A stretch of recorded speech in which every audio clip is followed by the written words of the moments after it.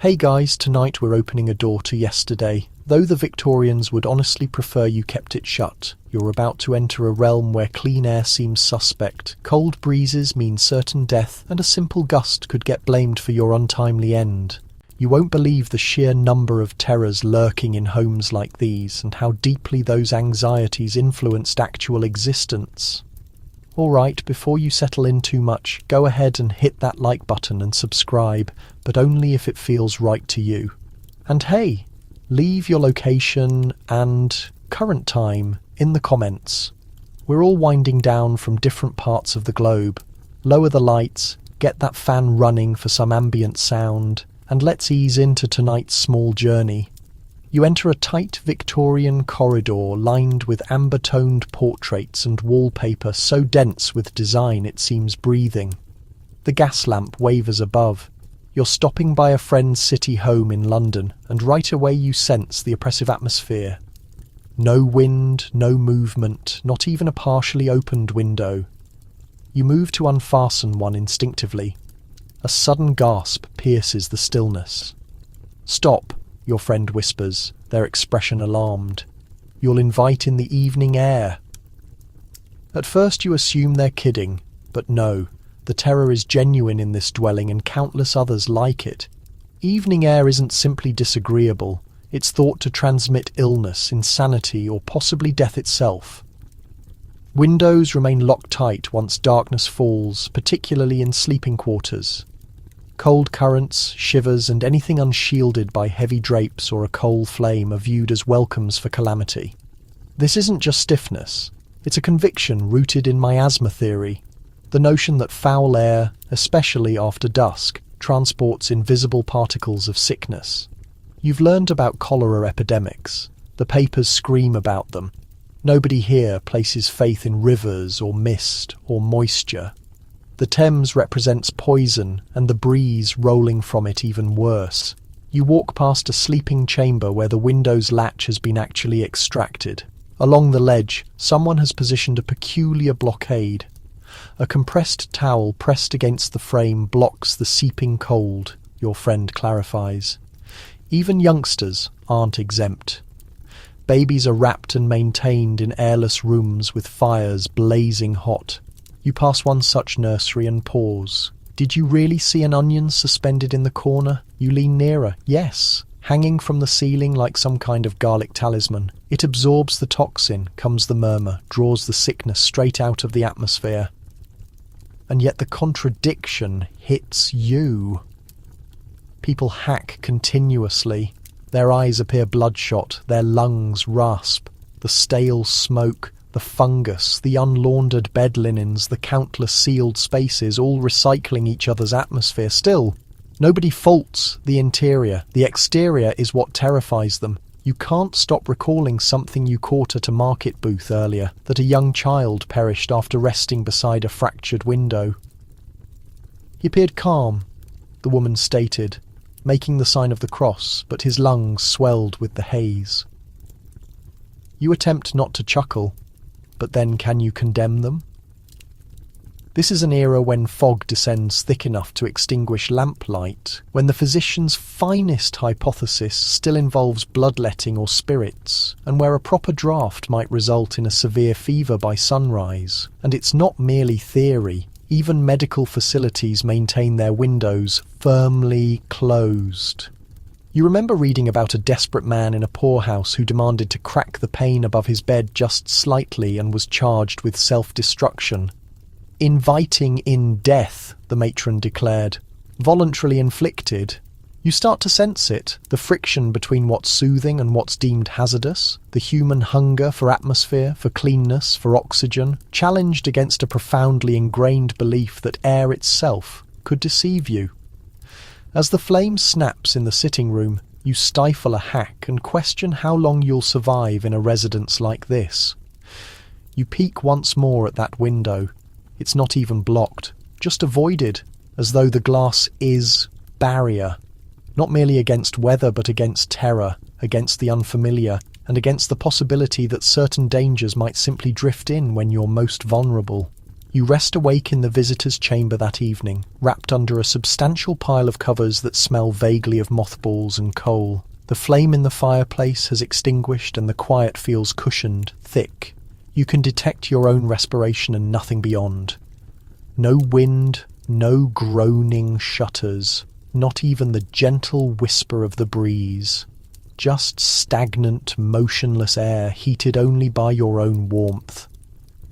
You picture the haze outside London's notorious pea supers drifting past, the windows coated with ash and sulphur. You'd caught tales in the tavern earlier, one where a fellow stepped into the fog and never emerged, another where the cloud was so heavy that wagons crashed mid-street, horses wailing. The Victorians didn't simply dread the evening air, they observed it suffocate whole cities, and so they barred it out. You shift onto your side, toward the wall, where a small china angel sits on the shelf. A protection against disease, your friend informed you, presented by her mother. It's damaged at the wings. You ponder if that diminishes its power. Below, someone hacks, a harsh barking noise that rises upward through the planks. It continues, then disappears. You recall what the servant mentioned earlier, that the master had contracted the air last week and now only consumes soup and fortified wine. She didn't reference a physician. You consider how the concept of air as wicked seems so bizarre until you recognise that it isn't purely about disease, it's about dominion. A method to accuse something, a method to declare this tragedy arrived from beyond me, from a draught, a gap in the window structure, a breath of invisible destruction. Not from contaminated water or inadequate sanitation or packed tenements from the wind. You rise up, the linens rustling like parchment. Just opposite the bed is a ventilation grate, decorated metal with delicate botanical embellishments, but it's blocked shut with fabric and wax. A youngster's sketch is attached to it, as if to make it pleasant. You examine it. The parchment is fading. The youngster who created it may already be gone.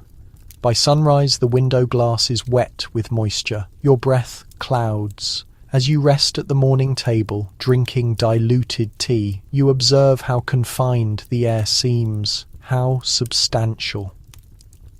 The lady of the house, always refined, acknowledges with worry and adds another chunk of coal on the flame. You're informed it'll improve once spring arrives, but until then you must shun the eastern wind, particularly after sunset. Misfortune travels in from the east. You discover that mariners used to claim the same, that an ocean breeze after darkness was perilous, and to abandon a window open was to welcome spirits aboard your chest. Some even thought that illness was the exhalation of the condemned, that fever and tuberculosis were conscious winds capable to slide in and nestle up beside you. Your hostess offers you a small pouch of plants before you depart. Lavender, mint, and vinegar-drenched cotton. A Victorian treatment for foul air, she states. Just slip it into your pocket, dear. Better protected than regretful. As you walk outside into the crisp morning atmosphere, you sense the cold slash across your features like a reality no one in that residence would dare confess. It's not the air that's destroying people. It's the anxiety, the hush, the locked down, everything. And yet you retain the pouch just in case. You awaken in a separate house now, more aged, more silent, and shrouded in a peculiar stillness that adheres to the atmosphere like heavy velvet. You've been summoned here on brief notice. A family acquaintance has died, and though you never understood the woman deeply, it would have been discourteous not to appear. That's the Victorian manner. Etiquette before grief, propriety before unease.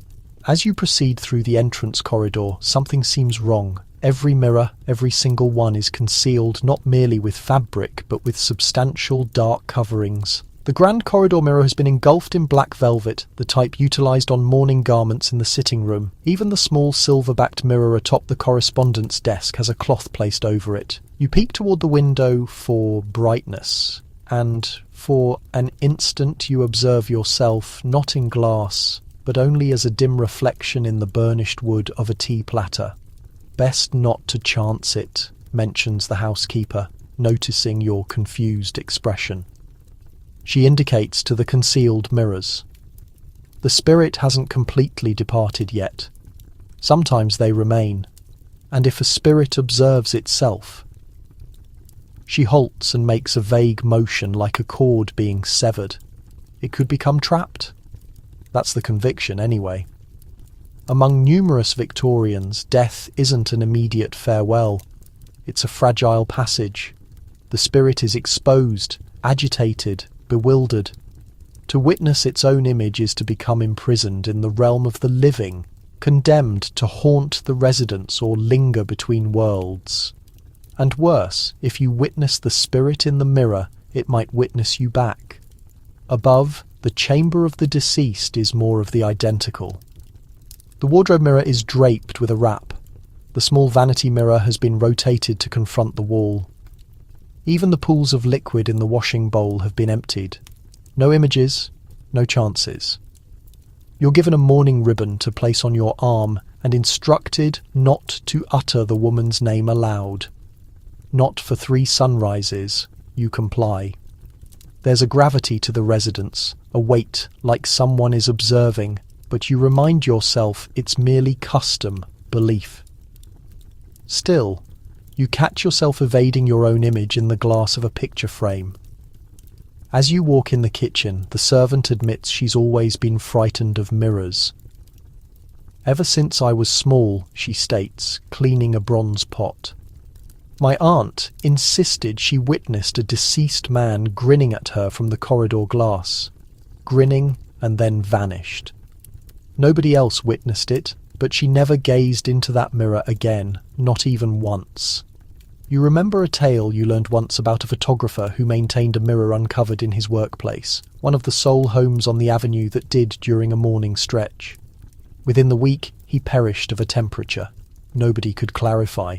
His own mistake, stated the neighbours, allowed the ghost in through the glass. Mirrors were not merely decoration back then. They were boundaries, doorways, even delicate gates that, if accessed at the incorrect instant, might welcome something in or allow something out. You think about how many moments you've invested staring at mirrors without dread. Here they are, concealed like arms or like embarrassment. Below, the funeral director comes to arrange the body. He's courteous, collected, but speaks little. You observe even he prevents glancing into any reflective plane. When the sitting room entrances are sealed behind him, someone pulls the final curtain over the last mirror, whispering under their breath. The service is in 2 sunrises. Until then, nobody touches the coverings, not even to adjust the crooked corner of the mirror by the steps. It's preferable to allow it hang tilted than risk the gleam of an eye that no longer exists in this realm. The following morning, you wake early before the workers stir, before the noise of the morning china and the arrival of sympathies. The residence is wrapped in a silence that seems almost sacred. You slip out into the corridor, still in your night clothes, feet bare on cold timber floors, pulled by something you can't quite identify. You approach the stairway landing, where the biggest mirror of the residence typically hangs. You recall it from earlier visits, gold-bordered, almost the complete height of the wall, arranged so the brightness from the front windows would make it shine. It was the jewel of the residence, and now it's consumed in thick black material. You pause, then extend a hand, fingers touching the curtain's border. It feels heated, almost oddly, so you think of raising it just a section just to observe. But a noise halts you, a gentle tap. No, not on the entrance. From within the chamber, you halt. A second tap, then quiet. You gradually retreat. Later, over morning meal, you inquire about the mirror. The servant, more aged than most and rigid with formality, states only the woman's mother maintained it uncovered after her spouse died. She lost her sight within the year. He mixes his tea, not regarding you. Some claim it was sorrow, others claim it was what she witnessed. You want to chuckle not out of ridicule but disbelief, sightless from sorrow or from a spirit gleaming through glass. It sounds like a fireside phantom story, and yet these accounts have origins, The Victorians witnessed death constantly. Lifespan was brief, illness arrived quickly, and they constructed systems, intricate ones, to cushion the impact. Mirrors, to them, were not merely reflective, they were active, threatening, capable of trouble. Later that sunrise, the reception room is available for final viewing. You're informed you may come express goodbye before the casket is sealed. The woman rests serene and powdered, a white cover over her features. You feel strangely timid in her company, as though she might rise up and talk. But something else seizes your attention. Above the fireplace, a small frame has been knocked askew, one you don't recall seeing the sunrise before.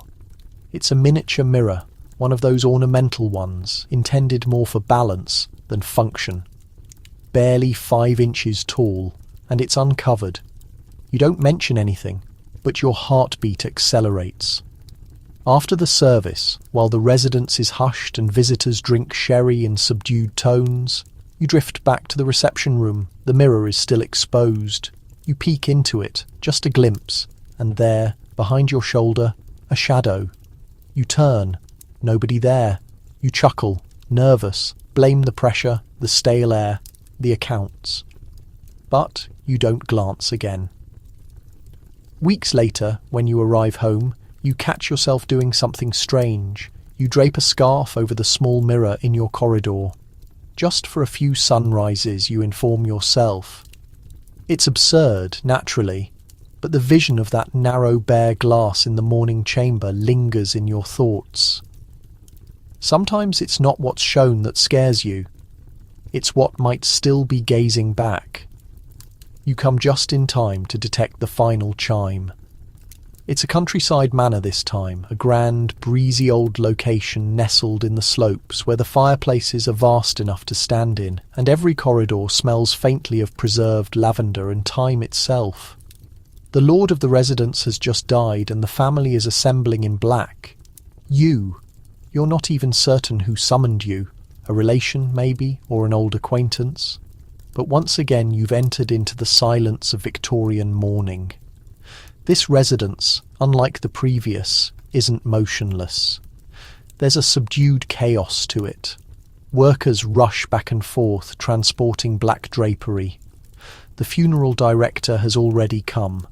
A seamstress is being called for a morning outfit. But one thing occurs with eerie exactness. Every clock in the residence is being halted at precisely 5:37 p.m. That's the instant he died. You're there in the reception room as the servant carefully opens the case of a tall, standing clock, extends in and stops the pendulum. The quiet that follows is peculiar. The ticking was so persistent, so ordinary, until it disappears. Now it seems like the chamber is containing its breath. You follow him from chamber to chamber, observing the same ceremony, the small brass clock on the shelf, the ringing carriage clock in the office. Even the kitchen's bulky wall clock, shaped like a crest. All halted, all to 5:37. Is it a custom? You inquire.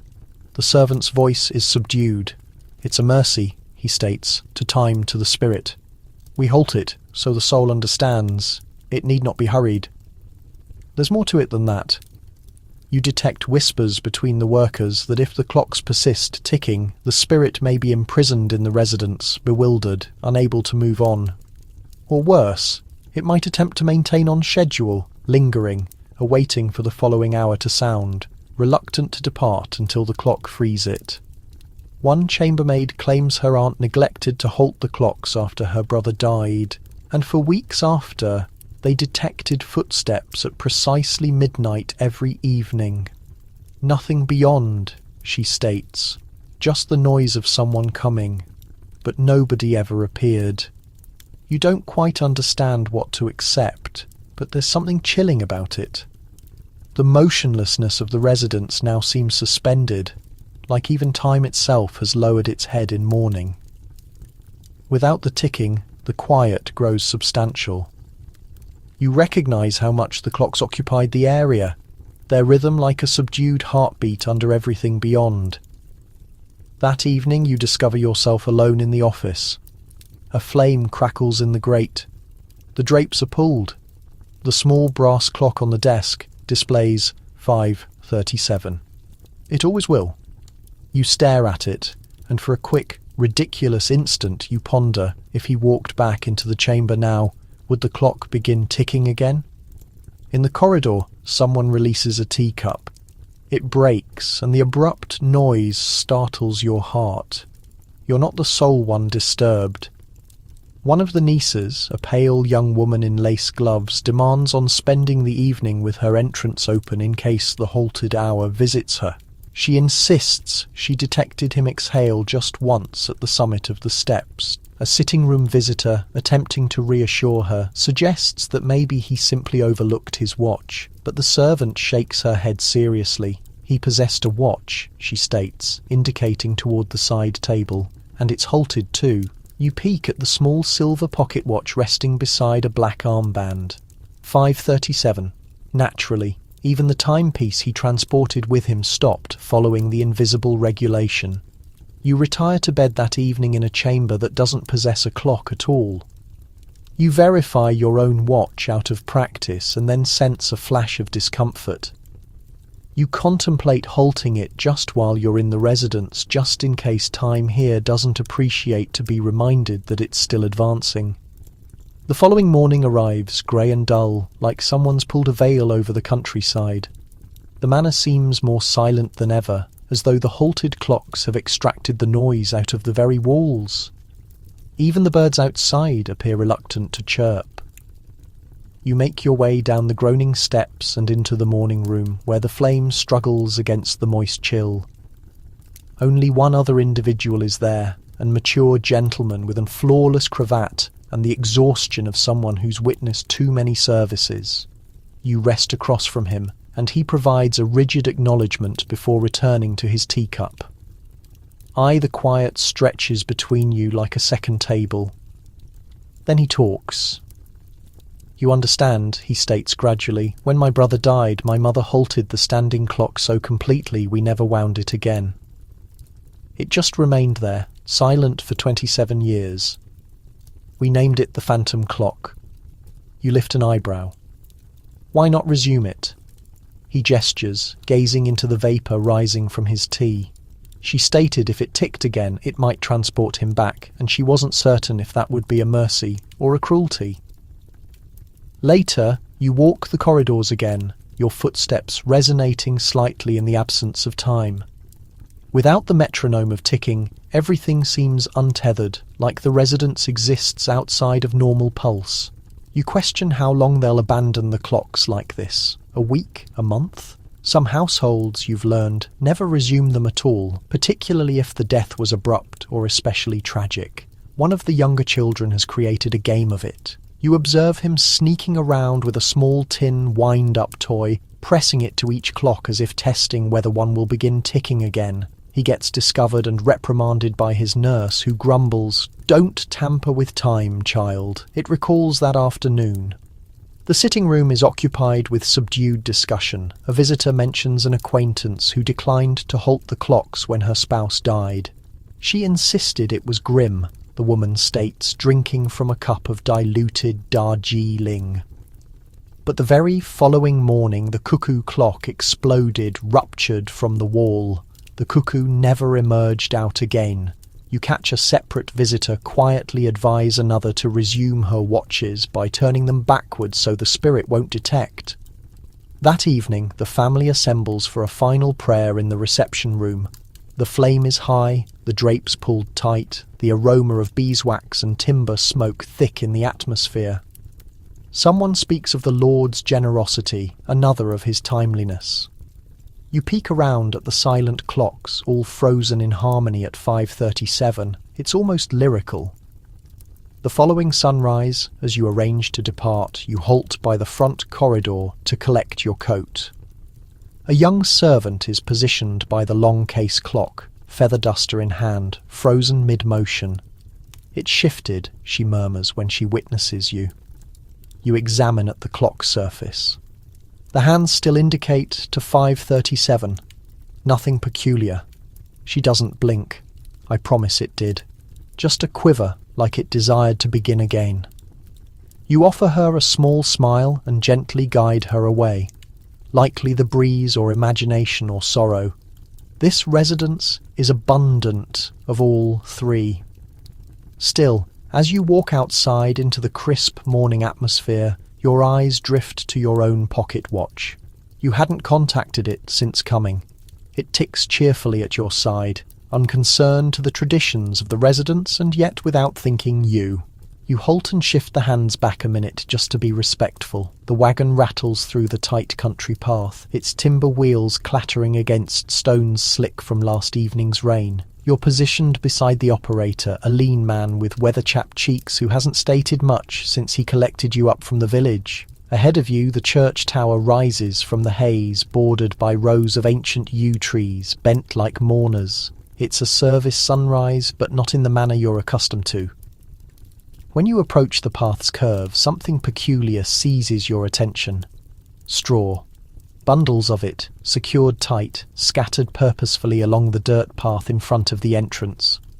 Long golden strands rest like breadcrumbs, or barriers, or cautions. The operator slows. "We'll travel around," he grumbles. You squint through the haze. The churchyard entrance is cordoned off, and the straw guides not to the opening but around it.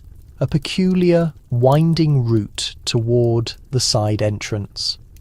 "What's all that for?" you inquire, interested. The operator peers at you sideways, maintains the ghost from returning back. Naturally it does. He doesn't expand. But when you come at the small stone cottage where the family has assembled, the same design appears again. Straw at the doorway, another bundle at the gate post, even a small heap tucked behind the kitchen entrance. It's not for stepping on, and it's not for warmth. It's purposeful, a signal for the deceased, and maybe for whatever trails them inside. The atmosphere smells of peat smoke and rosemary. The body rests in the front chamber, arranged out with the typical care, hands crossed, eyes sealed, coins positioned just so. A thin white fabric covers the features, but it's the straw again that pulls your gaze. A braid of it rests along the windowsill. Another runs under the bed. You whisper your inquiry to one of the granddaughters, no more than 12, positioned rigidly on a stool. So the ghost gets bewildered. She responds without even regarding you. It won't discover its path back home. You'd learned of this before, strewing straw to confuse the deceased, to make them misplace their path between the grave and the doorstep, particularly in rural regions where old traditions never really perished. Just softened straw roots, crisscrossed thresholds, even reversed horseshoes or turned around coats, all to deceive a spirit that might not desire to abandon. After all, not every phantom arrives to haunt. Some just arrive home. The priest comes young and clearly a bit uncomfortable with the environment. You can tell he's more accustomed to reading clean prayers than navigating local convictions. He peers at the straw. Once, then wisely states nothing. Outside, the haze deepens. The casket is transported out carefully. No sobbing, no theatrics, just a gradual grave walk. But the instant they cross the doorway, the procession rotates sharply left, away from the normal entrance. It traces the straw route precisely, winding around the residence and out through the back barrier, where a tight trail guides to the graveyard. You walk behind them, boots squishing in the moist earth. The straw has cushioned the route, but there's no question. This isn't merely practical, it's ceremony. A curve instead of a direct line, a passage meant to bewilder something unseen. And when you approach the grave, a final bundle is tossed in atop the casket before the earth is replaced. The straw hisses as it encounters the timber. You question if it's meant to secure the ghost down or simply maintain it warm. After the burial, the mourners scatter quietly, drawing shawls tighter and tipping hats against the drizzle. But you remain a little longer, observing as the final bit of earth is pressed down and the gravedigger and mature man with a muddy spade and a limp kneels to press something into the earth at the foot of the grave, a small twist of straw bound with red thread. You inquire him what it's for. He doesn't respond right away, just wipes his forehead with the back of his hand and grumbles, "Insurance." You lift an eyebrow and he clarifies, in case the unfortunate spirit overlooks which paths forward. You desire to inquire more, but something about his tone states, "Don't you allow it be." Back at the cottage, you're welcome to remain for the wake. The chambers are packed and heated, occupied with murmuring voices and the aroma of broth, moist wool and something sweet baking in the oven. It's not precisely festive, but it's not sombre either. There's relief in the atmosphere. The straw has completed its task. The route was walked. The regulations were observed by. Nobody states it outright, but the pressure has relaxed. You catch tales of times it wasn't completed. One woman states her relation's spouse died, and they never arranged, the strawn account of modern thinking. Within a week, they detected footsteps in the attic and entrances slamming at strange hours. The infant wouldn't rest. The dog barked at sections. They arranged straw after that, just to be protected. Another visitor leans in with a more disturbing tale. A farmer buried in urgency, without the proper curve in the procession. Direct line. Burial, she murmurs. The worst type. The family had to desert the residence within a year. He walked it direct back. You peek around the chamber. Nobody chuckles. At these tales, nobody grins. It's not that they accept every word, but in this location, acceptance isn't required for the ceremony to matter.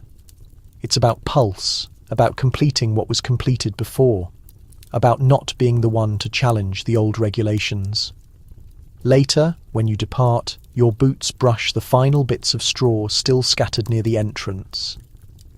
The breeze has picked up, and some of the strands are lifting, curling, twirling gradually across the yard like small golden question marks.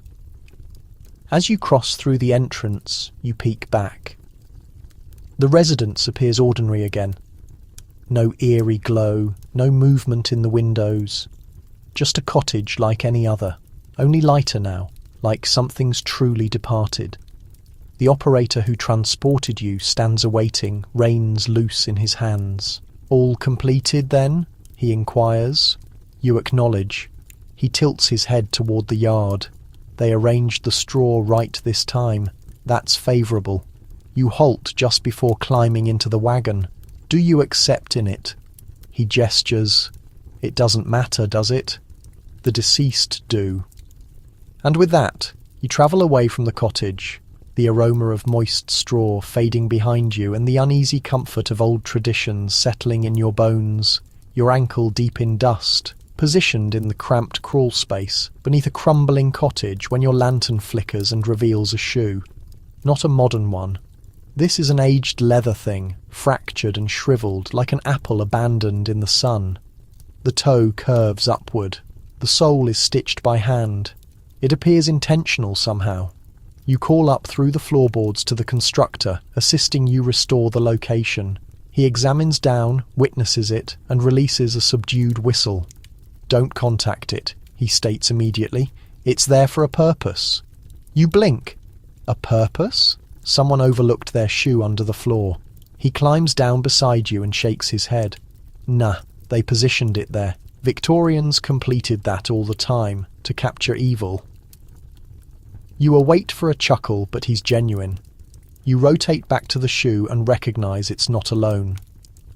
Behind the beam, tucked in the darkness, is a second one, youngster-sized, worn almost to nothing, and next to that tufts of fur. Your stomach rotates a little. You shine the lantern nearer, bones a small skull. It requires you a moment to comprehend what you're witnessing. A cat, or what's remaining of one. The constructor exhales. Yeah, that's a classic. Deceased cat in the wall, maintains witches out, or curses or fortune, depending who you inquire. This isn't in the restoration manual. You step carefully through the dirt now, abruptly aware of every beam, every hollow. You begin spotting other things. A broken bowl near the chimney base, scraps of parchment with peculiar symbols, charcoal markings that might once have been words. A dense quiet settled everywhere, as though the whole place was just holding its breath for dawn. You dusted your hands off on the front porch steps. The foreman came over, easing a pewter flask from his coat pocket. "It's folk magic," he stated plainly. "Building magic. You find it deep in the bones of old houses." You'd always pictured Victorians as strictly logical, all starched collars and rigid morality. Yet beneath that clean surface a wilder truth existed, a world where concealment charms were woven into the wood and brick, hidden shoes, mummified cats, even jars of urine tucked away in the fireplace. Objects intentionally placed out of sight to fend off things no one dared name. You asked him if anyone genuinely believed in their power. Maybe he just shrugged. Or maybe it simply felt safer to have a layer of protection between you and the unknown. Shoes were the most common find. Always old, completely worn down, never new. The thought was that malevolent spirits were drawn to a human scent, and sweat-soaked shoes became the perfect lure, trapping the evil once it entered. But the cats, they were tougher to rationalise. Nobody seemed to agree on their meaning. Some claimed they were already dead, put there as silent guardians. Others whispered darker stories of cats sealed alive, their tormented spirits bound to provide eternal protection. It's a chilling thought, but in an era defined by the constant menace of disease and bad luck, you start to grasp the despair that fueled the ritual. The Victorians didn't just fear the uncanny, they literally built their lives around it. That feeling doesn't fully dissipate, not even after the cat's tiny remains have been carefully reinterred in a wooden box near the original hearthstones.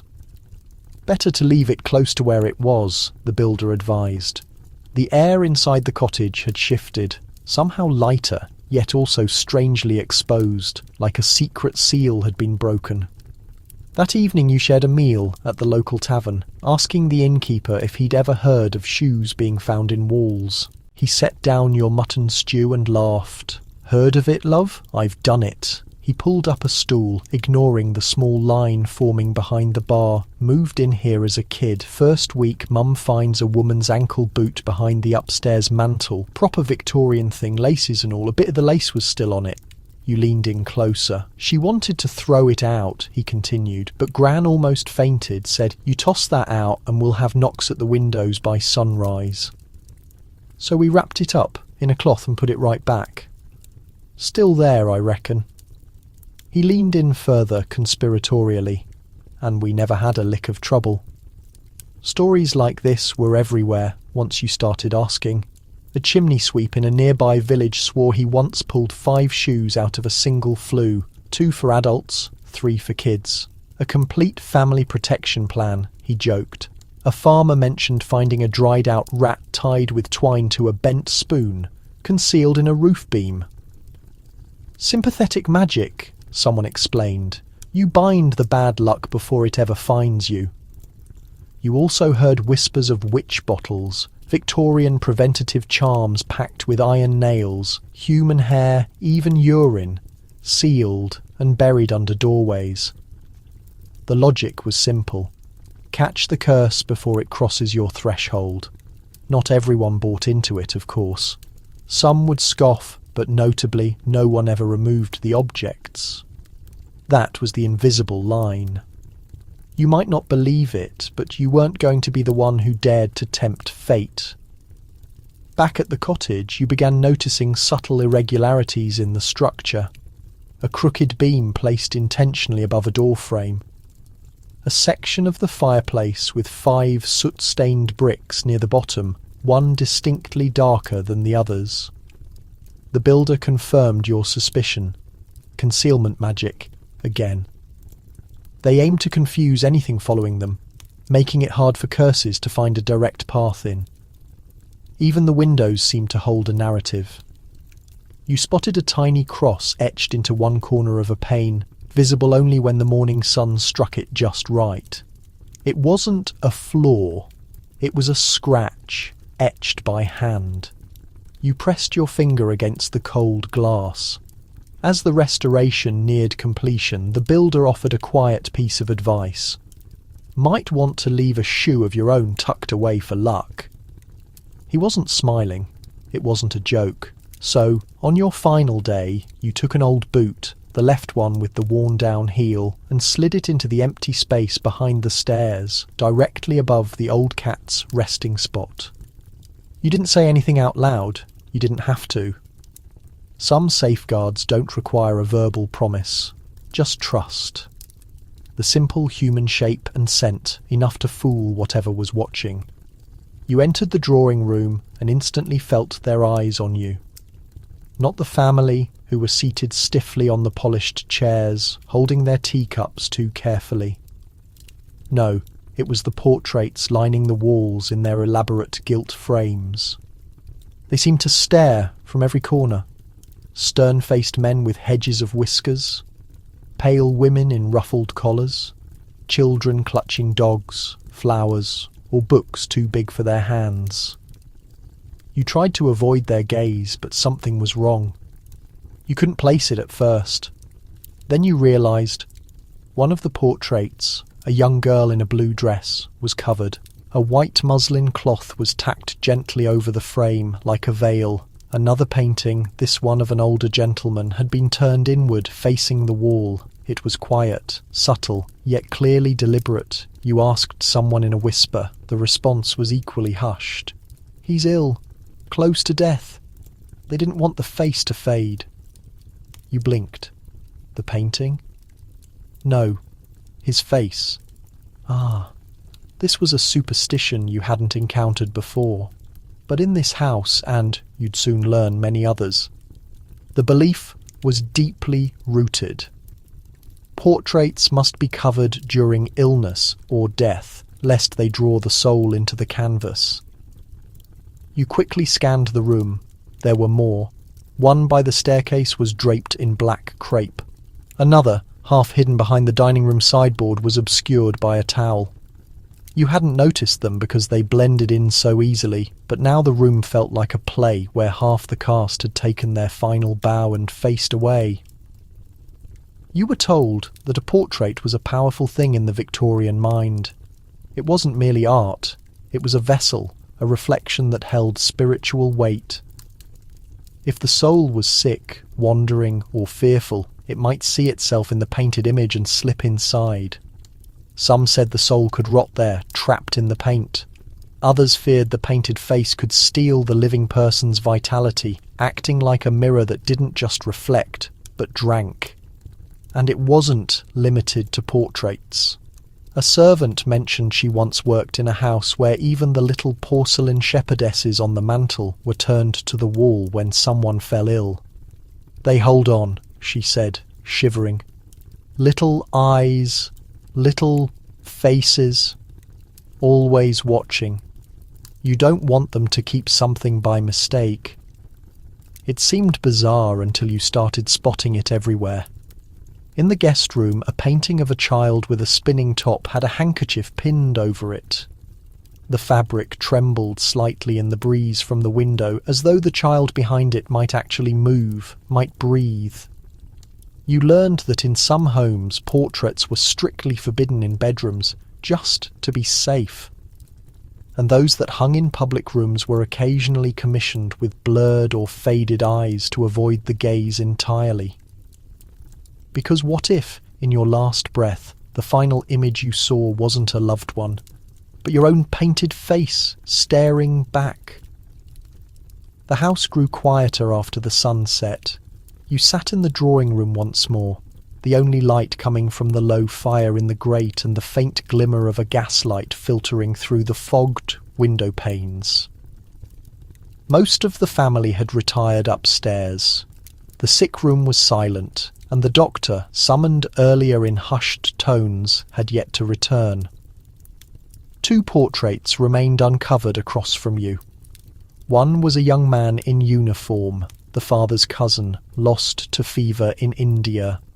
The other was a matron in stiff black satin, gazing out with a grim authority that made you unconsciously straighten your back when your eyes met hers. The rest, you counted, had been draped, reversed, or taken down. You were left alone for a moment, and in that moment, the room felt different. Not sinister, not haunted, but attentive, like it had witnessed this exact scene before. Like the wainscoting and wallpaper remembered the coughs, the black cloth, the scraping of chairs as mourners leaned in to listen. The faint flutter of a curtain as a window was cracked just enough to let the soul slip out, should it choose to. You stood and moved closer to one of the covered frames. The cloth was thin. You could still make out the hint of a chin, the curve of a ruffled collar. You were tempted, just for a second, to lift it, but you stopped yourself, because now you knew the stories. Like the tale of the governess who uncovered a portrait to clean the glass while her mistress was dying. The next morning, the woman died, and the portrait changed. A new line at the mouth, a fresh glint in the eye that hadn't been there before. Or the child who was buried with a locket containing a miniature painting. Weeks later, the image had faded until the face was entirely gone. He took it with him, they said. His soul needed somewhere to go. You thought back to all the old houses you'd visited, how many portraits you'd walked past without a thought, how many faces you'd carried in your peripheral vision, how many moments in history were captured not just for memory, but for containment. You wondered if the Victorians understood something we don't, or if they simply feared everything too much to leave anything up to chance. There was a strange kind of genius to it, turning superstition into protection, turning fear into social etiquette. Draping a portrait wasn't just ritual, it was control, a quiet assertion. Not today, not this face, not this soul. Later that night, just before going to bed, you caught your own reflection in the glass of a framed print in the hallway. You paused. Then, with a sudden, inexplicable urge, you took the embroidered handkerchief from your coat pocket and gently laid it over the frame. Not because you believed in the rules, but because tonight you might. The garden party was in full swing. You arrived fashionably late, stepping out onto a perfectly manicured lawn dotted with parasols, lawn chairs, and well-dressed guests balancing saucers and scandal. The hedges were clipped like stiff soldiers. The air was thick with perfume, pollen, and a sharper, more pungent aroma. Gossip. A small quartet played under the gazebo. There were lemonade and scones. And, surprisingly, celery was everywhere. Long stalks of it arranged dramatically in tall porcelain vases, chopped bits in delicate sandwiches, celery soup in a silver tureen, even candied celery glistening like tiny emerald glass on the dessert tray. You blinked. You hadn't known celery could be candied, or that it deserved this level of reverence. "Don't stare," a voice murmured beside you. You turned to see a woman in a feathered hat and a tartan shawl, her eyes twinkling with mischief. "It's the spinster," she whispered, gesturing subtly toward a lady standing stiffly near the hydrangeas. You followed her gaze. The woman was quietly striking, formidable in a modest dove-grey gown and sensible shoes, and tucked neatly under her arm was a single stalk of celery. Your brow furrowed. "Is that supposed to mean something?" The woman beside you snorted. "Means everything, darling. That's an announcement." Now you were truly intrigued, because in Victorian England, celery wasn't just a vegetable. It was a signal, a symbol, and for single women, it could either seal a reputation or completely ruin it. You learned that celery was once a rare delicacy, expensive, difficult to cultivate, and considered highly fashionable. Entire glass houses were built to grow it, and the wealthy displayed it like trophies. Some households even owned celery vases, tall, fluted crystal vessels made specifically to showcase the stalks on the dinner table like a floral centerpiece. But within the social circles of marriageable women, celery had taken on an extra layer of meaning. It had become a subtle tool of courtship, a symbol of romantic interest. For a gentleman to gift a lady celery was to declare his interest, for a woman to be seen holding it, especially alone. "Well, she's trying to signal availability," your companion whispered. or worse, pretending someone gave it to her, the poor dear. You glanced back at the woman in grey. She stood rigidly, looking anywhere but at the celery in her hand. People were observing her, but no one approached. Then you caught it. A minute twitch at the corner of her mouth. Not quite a smile, but the smallest crack in a carefully constructed mask. You wondered if she'd brought it herself, if she was using the celery as a kind of armour, a quiet act of rebellion against the pitying looks, the dwindling prospects, the relentless whispers of, poor thing, still unmarried. Or perhaps it wasn't rebellion at all, but a final act of hope. At the refreshment table, a man in a waistcoat and pince-nez selected a stalk from a vase. He glanced toward the spinster, hesitated, and then put it back. No words were exchanged, but everything was said. You drifted through the party, the aroma of cut grass mingling strangely with cucumber sandwiches and strained politeness. The woman with the celery hadn't moved much. She stood like a statue at the edge of the conversation, her hand still clutching the stalk. No one spoke to her directly, but every so often a quick glance came her way, then quickly darted elsewhere. It was as if she had broken a rule nobody wanted to openly acknowledge. One older woman whispered, loud enough for you to hear, "If I had done something like that at her age, I would have been shuffled off to Bath before tea time." You weren't sure if her tone held scandal or sympathy. You asked your companion about Bath. She smirked. "Oh, you know, the place for fainting nerves.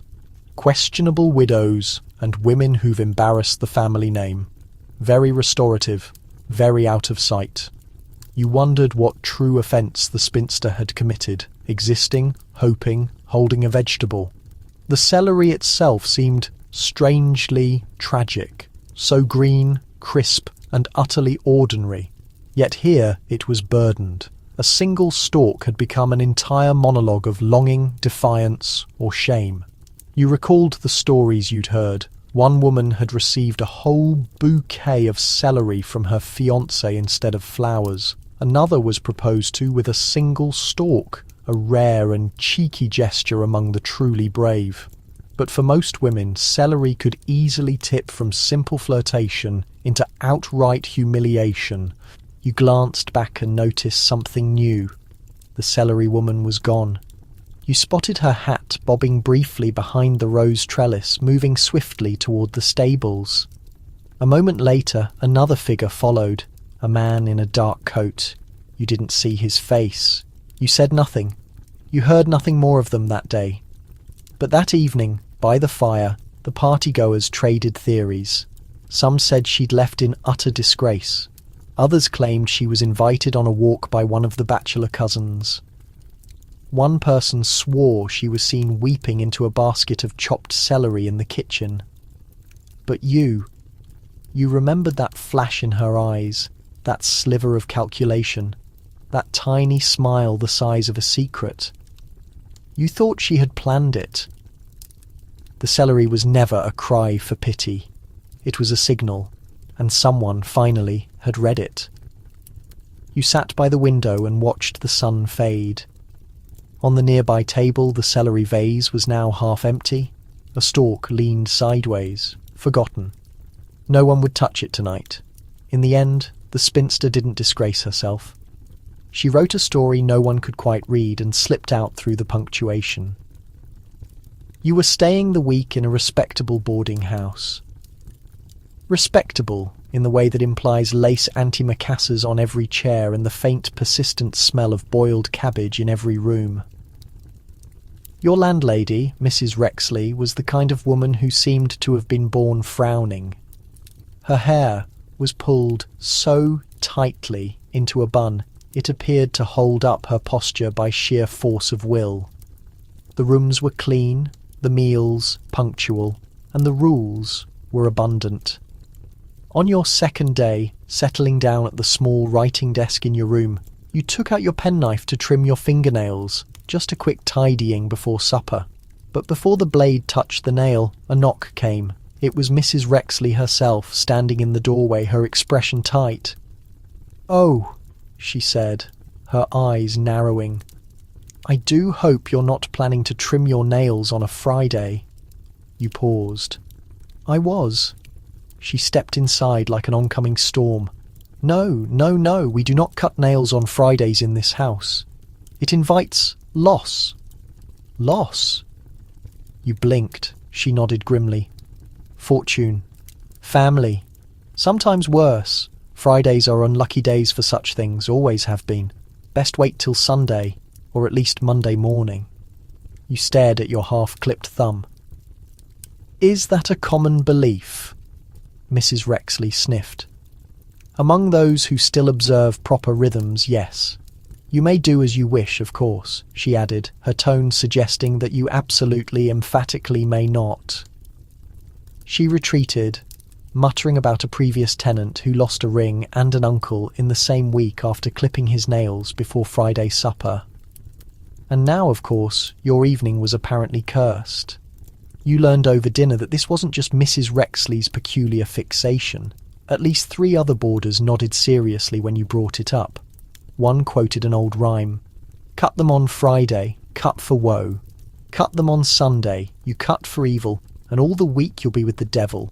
Charming, the woman who recited it, then added quite seriously, "My sister trimmed her nails before her wedding and caught the gout before the honeymoon." She said this as she salted her boiled carrot, as if gout were a divine punishment for basic grooming. You started noticing other strange restrictions. One boarder wouldn't sweep the hearth after dark. Another insisted on never putting new shoes on the table, even in the box. A third claimed she wouldn't brush her hair more than 50 strokes on Wednesdays, or the ends would split with grief. And you? You tucked your penknife away. Because maybe it was nonsense, just a harmless ritual that imposed order on a chaotic world. But you also remembered the way Mrs. Rexley had looked at you, as if she knew some deeper truth, as if your fingernails held more than just dirt beneath them. The next morning, the house was strangely quiet. You went downstairs for breakfast, expecting the usual clatter of spoons, but the table was half empty. The usually punctual Mr. Elbridge was missing. So was the nervous, red-haired girl who always sat by the window. Mrs. Rexley moved about with a frown so tight it seemed carved into her face. When asked, she murmured "illness" and set a plate of kippers down with unnecessary force. You looked at your fingers, perfectly intact, but you couldn't shake her warning. Later that day, you strolled through the nearby market to clear your unease. It was a bright Saturday, full of flower stalls, ribbons snapping in the breeze, and fishmongers yelling at full volume. Yet even here the superstition returned. You stopped at a booth selling grooming kits, little ivory-handled scissors and files. As you inspected a set, the old man behind the table asked, "You didn't cut today, did you?" You paused. "Yesterday, Friday." He sucked in a sharp breath, as if you'd just confessed a serious crime. "Best be careful, then," he muttered. "Friday clippings fall heavy." You asked where the idea came from. He shrugged. "Old stories, bad luck, sticks to whatever you cut. Tossed nail bits were thought to carry misfortune, illness, even curses. My mum used to burn hers straight after. Said if a bird got hold of them, it could build a nest and trap your soul inside." That night, back at the boarding house, the missing tenants had returned, looking pale and rattled. Mr. Elbridge claimed his cart had overturned on the road. The red-haired girl wouldn't speak at all, just sat picking at her potatoes with a haunted look. You glanced down at your hand again. You still hadn't finished trimming that thumbnail. After supper, you went back to your room and took out the penknife.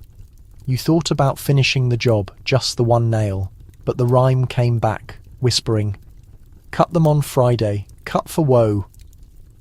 Instead, you slipped the knife back into its pouch and decided to wait. You lit the bedside candle, pulled the curtains shut and sat still for a moment, listening. You could have sworn you heard a faint tapping, soft, like something trying to find its way back through the cracks in the floorboards. You blew out the candle and slept with your hands under the covers.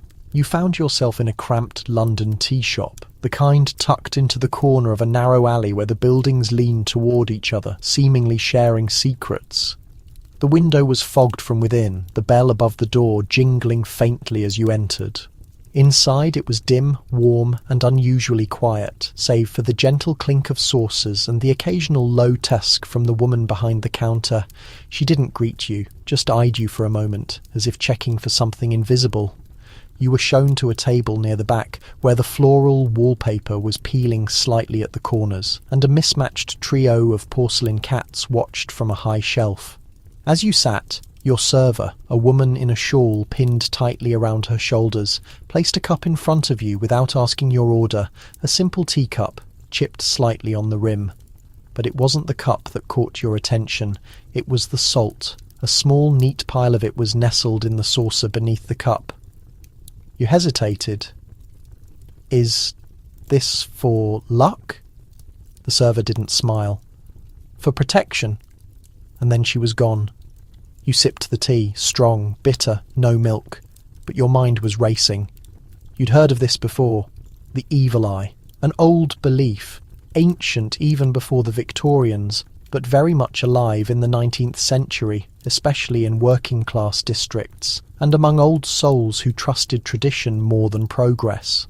The idea was that envy is dangerous, not just emotionally but spiritually. If someone looked upon you with ill will, resentment, or even unconscious jealousy, they could inflict a curse. Misfortune, illness, broken limbs, soured milk, all blamed on a look, a glance held too long, a compliment with a twist of bitterness.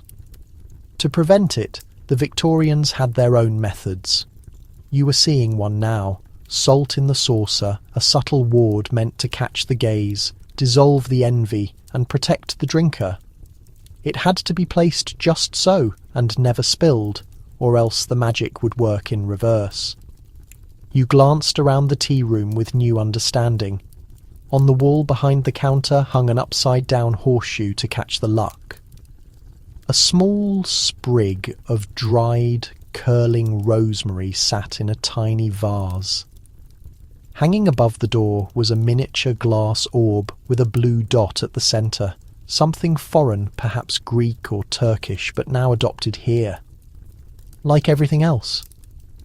You realised this shop wasn't just about serving tea. It was armoured, and you weren't the only one seeking refuge. Near the fireplace, a woman in black lace dabbed her eyes and muttered into her cup. A man in worn gloves stared into his tea like it held all the answers. No one smiled, but no one left. It wasn't cosy, but it felt secure in the way a church during a storm or a bunker might. And you? You sipped, carefully avoiding the salt. Because if a mere glance could curse, perhaps a saucer full of salt could save you. You finished your tea slowly, not savouring the flavour. It was too bitter for that, but watching. Every table held some variation of the same defence. One woman had balanced a teaspoon across the rim of her cup with impossible precision. Another had turned her saucer exactly 3 times before each sip. At a table by the window, a man tapped his cup twice before every swallow. Rhythms, patterns, habits. But these weren't quirks, they were rituals, and every one of them shared the same goal, warding off the evil eye. You noticed the salt again. Some guests had stirred it into the tea without flinching. Others dared not touch it. You wondered what would happen if the salt clumped or dissolved too quickly. You wondered if the cup itself could tell. The woman behind the counter, whose name you now heard was Mrs. Penlow, called you over after you paid. She peered at you with a knowing expression. "You've been stared at recently, haven't you?" You blinked. "What do you mean?" "The look," she said, tapping her temple. "It sticks to people. I can smell it on you, heavy like wet wool." You tried to laugh it off, but she was already rummaging in a drawer. She pulled out a small paper packet and pressed it into your hand. Inside was dried rosemary, a pinch of salt, and something grey and crumbly that smelled vaguely like ash. "Keep that in your pocket," she instructed. "Left side only. Right side's for giving, left side's for guarding. If you wake up with a headache behind your right eye, burn it." You'd press for answers, but she's already turned away. The outside world shrinks as the fog rolls in again. Your walk through the city is different now, your shoulders held tighter, each step now a careful decision. You catch quick glances on the street and find yourself holding your breath. When someone looks too long, you begin to spot the others like you. People who flinch at sudden reflections. People who tap their left collarbone 3 times after hearing a compliment. Those who spit very subtly after receiving any praise. You'd read somewhere that in some villages, mothers used to rub soot behind their babies' ears to ward off envy. Factory women would tie a red thread around their wrists, believing it kept a co-worker's jealousy from settling. That some would break ceramic plates just before major announcements to release any waiting gays ready to follow them home. One afternoon, journaling in the park, a little boy skips past and yells, "Nice pen!" His mother immediately clucks her tongue and spits right onto the pavement. She mouths a quick sorry and hurries on. You don't even react. That evening, placing your teacup on the sill, you casually toss a small pinch of salt into the room's dark corner. It lands without a sound, because even if you don't fully believe in curses, it's comforting to have something watch your back that isn't a person, especially when people can curse you without even meaning to. You're standing in a photography studio that carries the faint scent of chalk dust and aging varnish. It's silent, save for the slow, grinding sound of a large wooden camera being adjusted. The photographer, a tall, bony man in a long apron, fusses with a brass focusing dial. His assistant is pinning back the drapes to let in more of the weak winter light. You're not sure where you should stand because the subject for today's portrait is already deceased. He's delicately propped in a chair by the window, his chin slightly raised, hands folded neatly in his lap. A stiff, clean collar presses against his jaw, and a velvet cravat has been arranged perfectly. His eyes are closed, but someone has taken the time to paint his eyelids, rosy at the edges, with a faint blue stroke where the lashes should be. "You're early," the assistant whispers. "We haven't done the eyes yet." "The eyes?" You freeze. She nods toward a lacquered cabinet on the side wall. Inside, glass eyes, painted, photographed or sketched, neatly sorted by shade and size. Some are tiny photographs glued to thin card sheets, others are hand-drawn. "We'll place them over the lids," she explains. "It makes them look more present. This is your first experience with post-mortem photography, but for the Victorians, it's an art, and in many homes, almost a necessity. When death arrived suddenly, or too young, or after a gap in family visits, a final photograph provided something to hold on to, an anchor for the grief. They were rarely morbid. The deceased were posed gently, lovingly, sometimes even standing, supported by hidden braces. They were seated beside siblings, held by parents, or laid peacefully in bed, dressed in their finest clothes. If done well, the resulting image could look like a sleeping person, still, serene, alive, if only just. The photographer removes the lens cap. The long exposure begins. Everyone holds their breath. You glance at the body again. You've never seen a face so still in this light. With the painted lids and rigid pose, he could almost be... No. You shake off the thought. But then you recall a rumour from a tavern, a story told half-jokingly about a photograph where the subject's eyes had opened during the exposure. Just a blink, nothing more. But it was visible on the plate. The photographer went mad. You take a small step back. The assistant notices and grins. You've heard the stories. You nod slowly. They're not true, she assures you. Well, not usually, only on the very first day. Sometimes there's a twitch, a slight shift. The muscles don't realise they're done yet. You try to focus on the camera instead, on the strange balance of technique and tenderness this practice demands. The photographer murmurs softly to his subject. There we are, lad. Chin up. Let the light find you. You wonder how many families keep these photos framed, displayed among the living, how many visitors glance at the wall and never realise that they're being watched by someone who hasn't breathed in weeks, months, or even longer. The plate is finished. The assistant gently lifts it with a gloved hand, carries it toward the backroom dark box, and disappears behind a curtain. You remain in the studio with the photographer. The silence between you is heavy and thick. The subject sits unmoving, of course, his pose steady, lips closed, eyelids painted. Yet you can't help but glance again at those faintly lifted lashes. They don't move, not a flicker. Still, the air feels different, as if the whole room has exhaled. The photographer begins taking the camera apart, his movements practiced and slow. He was 17, he says, not looking at you. Fell from the scaffolding, broke the spine clean. He says it not with cold detachment, but with the weary familiarity of someone who has witnessed too many endings. He nods toward the chair. His mother couldn't get here in time. She asked us to wait for her. She's travelling from York.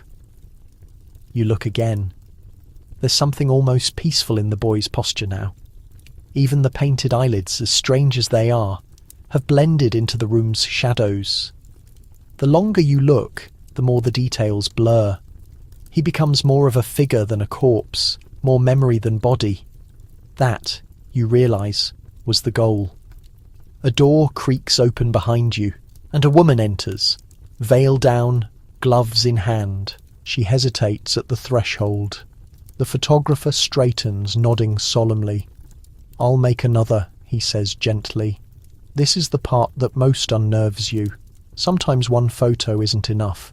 Sometimes they want the hand placed differently, the mouth slightly open, the head tilted just a bit more to the side. You've heard of photographers who kept tiny sticks behind the ears to hold expressions. Others used invisible thread to lift a chin, to coax a smile. Some families even requested the living be posed alongside the dead. In one famous case, a widow asked for a portrait where she sat holding her deceased husband's hand on a settee, as if they were mid-conversation. Afterward, no one could tell which of them was gone. You leave the studio quietly as the mother takes her seat. The street is loud with clattering hooves and shouting vendors. Life is pushing forward. You glance up at the studio window. The lace curtains flutter slightly in the breeze.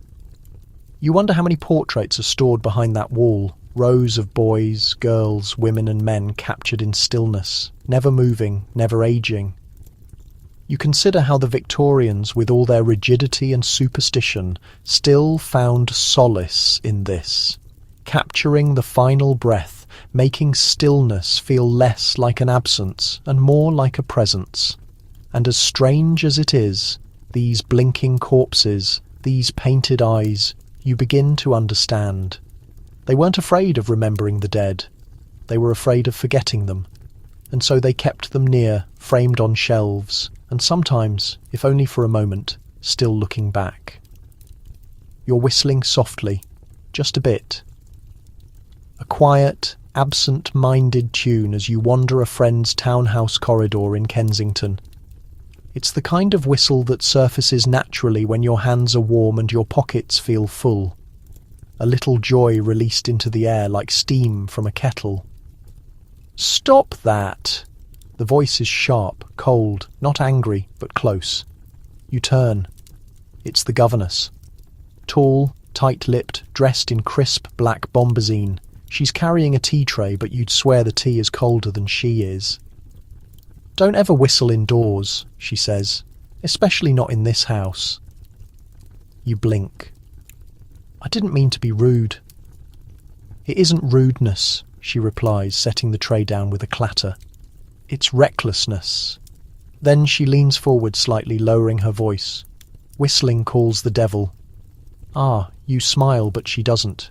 Because to many Victorians this wasn't merely a quaint saying, it was a very real warning. Whistling indoors, especially at night or in someone else's home, was believed to summon bad fortune, poverty, mischief, or something worse. You're told later that sailors thought whistling could stir up storms. Miners believed it echoed underground, waking spirits, best left buried. And in certain London homes, like this one, it was thought to let things in. You don't ask what things. Downstairs in the drawing room you hear a clock chime and the soft clink of china. Life continues, but you notice now how utterly quiet it is. No humming, no tapping, no music. Even the canary in the corner cage barely makes a peep. The children read their books in absolute silence, too still for comfort. At dinner, your hostess discusses financial troubles in clipped tones, a cancelled investment, a partner who soured. You wonder, absurdly, if someone whistled in the study. Later, while helping carry a tray to the scullery, a housemaid leans in and whispers, "Mr. Aldridge, the former butler, whistled in the pantry." A week later, the silver went missing, never found. Neither was he. She makes the sign of the cross. You chuckle nervously, but then you stop, because suddenly you're remembering every little tune you've ever hummed in a kitchen, every note piped absent-mindedly near a door or stair. And suddenly it feels less like melody and more like an invitation. You learn that in some households they used to keep a dish of salt near the door to counteract it. If someone whistled accidentally, they were expected to toss a pinch into the fire. "Feed the flame, feed the fortune," they'd say. Salt for balance, fire for protection. You begin to notice other details now. A coin nailed to the threshold, a boot hung above the cellar door. Tiny protections all around you, invisible until you knew to look. And now that you're looking, you realise you haven't heard anyone whistle since that night. You catch yourself doing it again, just a low, barely audible whistle as you hang your coat near the hearth. You don't even realise it until the air changes, subtle but unmistakable. The candle beside you flickers hard to one side, though the window is closed tight. You freeze mid-note, then clink. A coin rolls off the mantelpiece and drops to the floor. You stare at it. A sixpence. You're sure it wasn't there before. You bend slowly to pick it up, but hesitate. You think of what the governess said about whistling, calling things in, and how poverty isn't just about lack, but about leakage. Money that flows out without reason, luck that dries up like a well, health that wanes without warning. You leave the coin where it fell. In the morning, at breakfast, no one mentions the whistle, but you notice your hostess clutching her locket tightly. She drops her fork when someone jokes about losing money at cards. Even the maid seems jumpy. She spills the tea and mutters something that sounds like a prayer. And then, curiously, everyone glances up toward the chimney. It's only later, walking past the front parlour, that you see something peculiar. A strip of iron nailed above the doorway, discreet, painted over, but unmistakable now that you've learned to see. Iron wards off spirits, you recall, especially the ones that come when they're called. You quietly ask the butler about the coin that fell. He says nothing, but a few minutes later you notice it's gone from the floor, and in its place is a faint circle of ash. From that day forward you hum instead. Low, wordless, perhaps a little tuneless, but safe. Humming, they say, keeps energy in. Whistling pushes it out. And when you travel to other homes, other towns, you start to notice it everywhere. The silence indoors, the tightly drawn mouths, the way older women hush even children who pipe a single careless note. One gentleman tells you in all seriousness that he lost his inheritance the same week he whistled while polishing his shoes. Didn't take it seriously, he admits, staring into his untouched coffee. And the next day, the will was rewritten. He doesn't whistle anymore. Neither do you. Because whether or not it's true, whether or not the devil cares for tunes, one thing is certain. No one ever got rich from a whistle, and no coin rolls back uphill. You're staying with cousins in the country now? Thick stone walls, ivy climbing the windows, a slow grandfather clock that chimes just after the beat. The house is quiet except for the occasional gurgle of the new baby, who arrived only 3 weeks ago and already rules the household like a tiny monarch wrapped in muslin and milky sighs. It's the middle of the night when you wake to footsteps, soft, barefoot, purposeful. You rise, curious, and follow the sound down the hallway to the nursery. The door is cracked open, moonlight spilling in through a lace curtain. Inside, the nursemaid is pulling it closed with urgency. She glances over her shoulder, sees you watching, and puts a finger to her lips.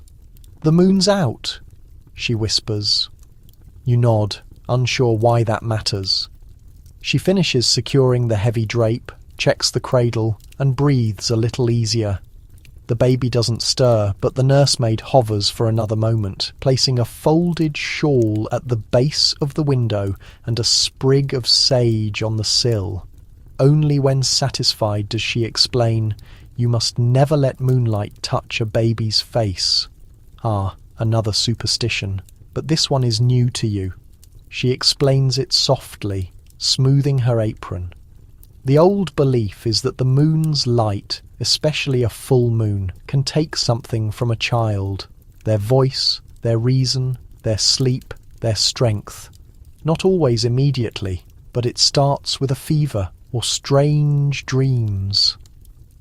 She pauses, or laughing when there's nothing to laugh at. You glance at the crib. The baby shifts but doesn't wake. A perfect little face, round as the moon itself. The idea sounds strange at first, but as the nursemaid lists the dangers, you start to hear echoes, stories you've heard elsewhere under different names. Lunacy, moon sickness, moonstroke. Even the word moonstruck, once romantic, now a warning. In Victorian England, where medicine was still fumbling in the dark, the line between illness and magic blurred easily. The moon, with its shifting face and invisible pull, was a suspect of many crimes.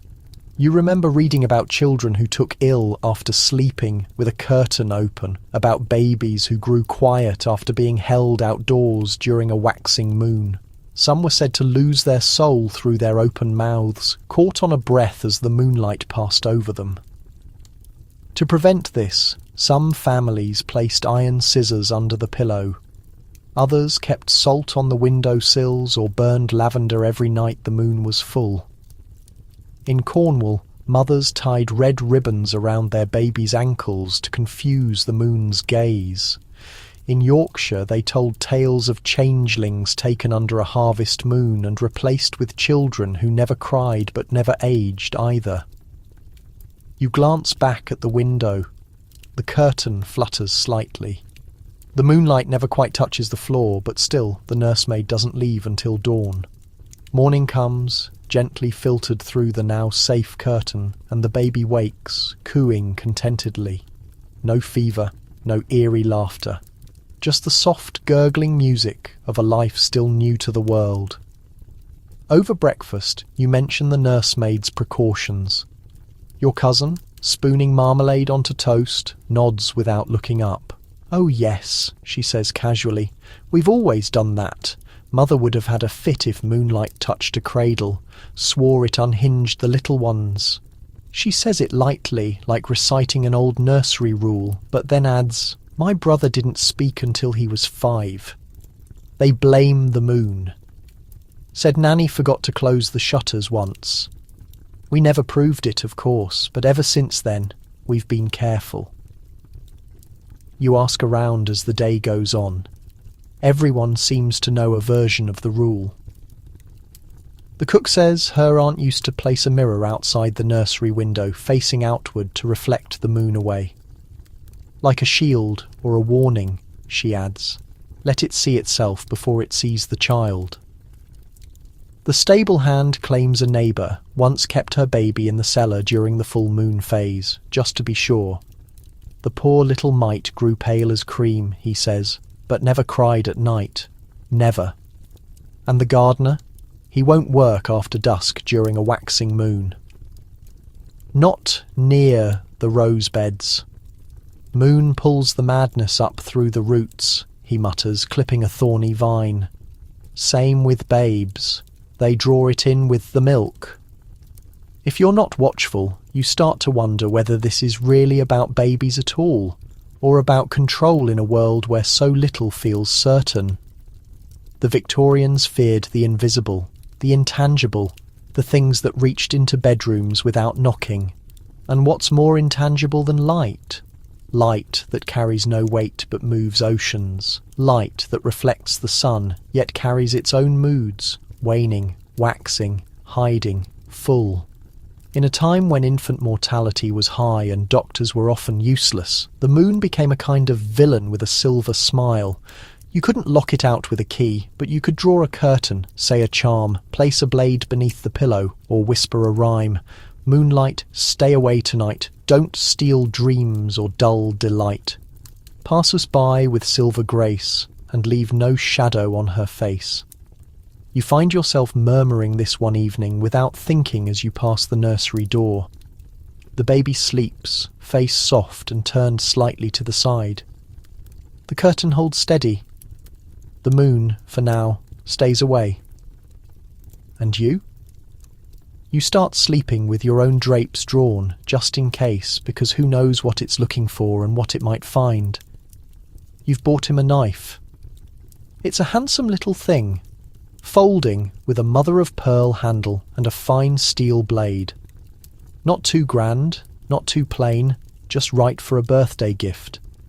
You picture your friend admiring it, testing its weight, maybe slicing an apple with the kind of casual precision only the British gentry seem to manage effortlessly. You wrap it in paper, tie a string, and tuck it into your coat pocket. The moment you hand it over, something shifts. He opens it slowly, turns it over in his palm, and just for a moment he pauses. Then he laughs. Lovely, really, he says. But his thanks come a bit too quickly, and before you can ask what's wrong, he reaches into his own pocket, pulls out a coin, an old copper farthing, and places it in your palm. There, he says, his tone suddenly lighter. Now I've bought it off you. No harm done. You blink. Bought it? He nods. You can't give a blade, old friend, not unless you want to cut the bond. You're still holding the coin. The explanation comes later, over tea. In Victorian England, gifting a knife, any blade, in fact, was dangerous, not because of the object itself, but because of what it symbolised. A knife severs, it divides, and when given freely, it was believed to slice through the ties between people, friendship, love, even blood. But, he says, sipping calmly now, if it's bought, even for a token coin, the bond remains whole. The superstition runs deep. You learn of lovers who refuse to gift sewing kits or pocket scissors to one another lest the relationship unravel. Husbands who quietly slipped a coin into their wives' hands after receiving cutlery as a wedding gift. One woman you meet tells you she buried a gifted knife in her garden, handle up, point down, after a falling out with her sister, claiming it bled the bitterness into the soil. And not just blades.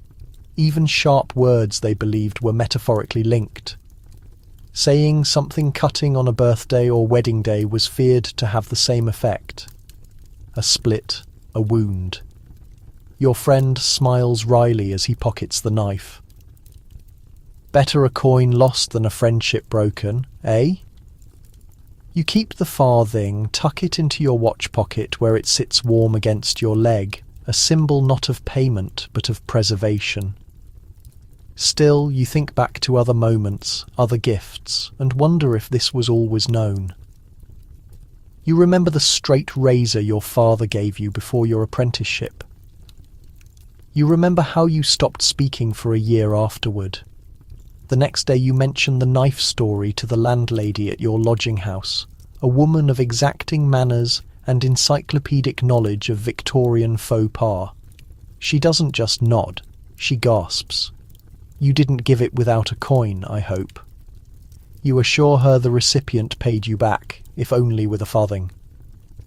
She exhales, relieved. Good. Otherwise you'd have been bound for a quarrel before the week's out. Or worse. Never see the poor man again. That's what happened to my Uncle Thomas and his neighbour. Traded pocket knives as boys. By 20, never spoke again. At 30, one was dead. No one knows why, but everyone knows why, if you understand me. She leans closer. Sharp things sharpen misfortune. You smile politely, but she's already listing other cursed gifts. Handkerchiefs, she warns, invite sorrow unless paid for. You might as well hand someone a square of weeping. Clocks tick toward endings. Best to pay a penny to keep time on your side. Even pearls must be purchased, or else they symbolise future tears. That's why you never give them to a bride unless she's fond of crying. It starts to feel as though the entire Victorian gift economy runs on secret transactions. Behind every well-meaning present, a silent superstition waits, ready to twist gratitude into grief. And it's not only gifts between friends. You meet a couple at a dinner party, married 40 years, who still insist on exchanging coins whenever a blade passes hands, even with the carving knife at Christmas. The wife laughs, but her eyes are serious. One time I forgot, and we fought for a month. You begin to wonder how much of this is belief, and how much is merely an excuse. Belief gives a way to explain rifts, to soften sorrow, to offer a cause for chaos where none can be seen. But the weight of the farthing in your pocket says otherwise.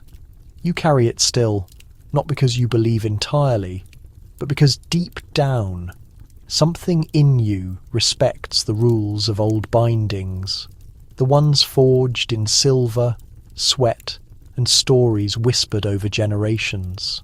Before you leave town, your friend invites you for lunch. As you part ways, he hands you a small parcel wrapped in paper and tied with red twine. Just a little something for the road, he says. Don't worry, it's not sharp.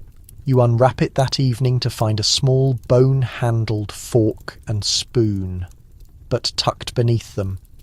A coin, of course, because some things are better kept unbroken.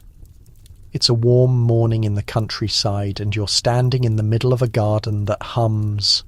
At first, you think it's the wind or a distant cartwheel, but no, it's bees. Dozens of them, maybe hundreds. They float lazily from bloom to bloom, fat with nectar, wings shimmering in the sun. Their hive sits near the hedgerow, nestled between two elderberry trees, a simple white box but alive with motion. You've come here for a funeral.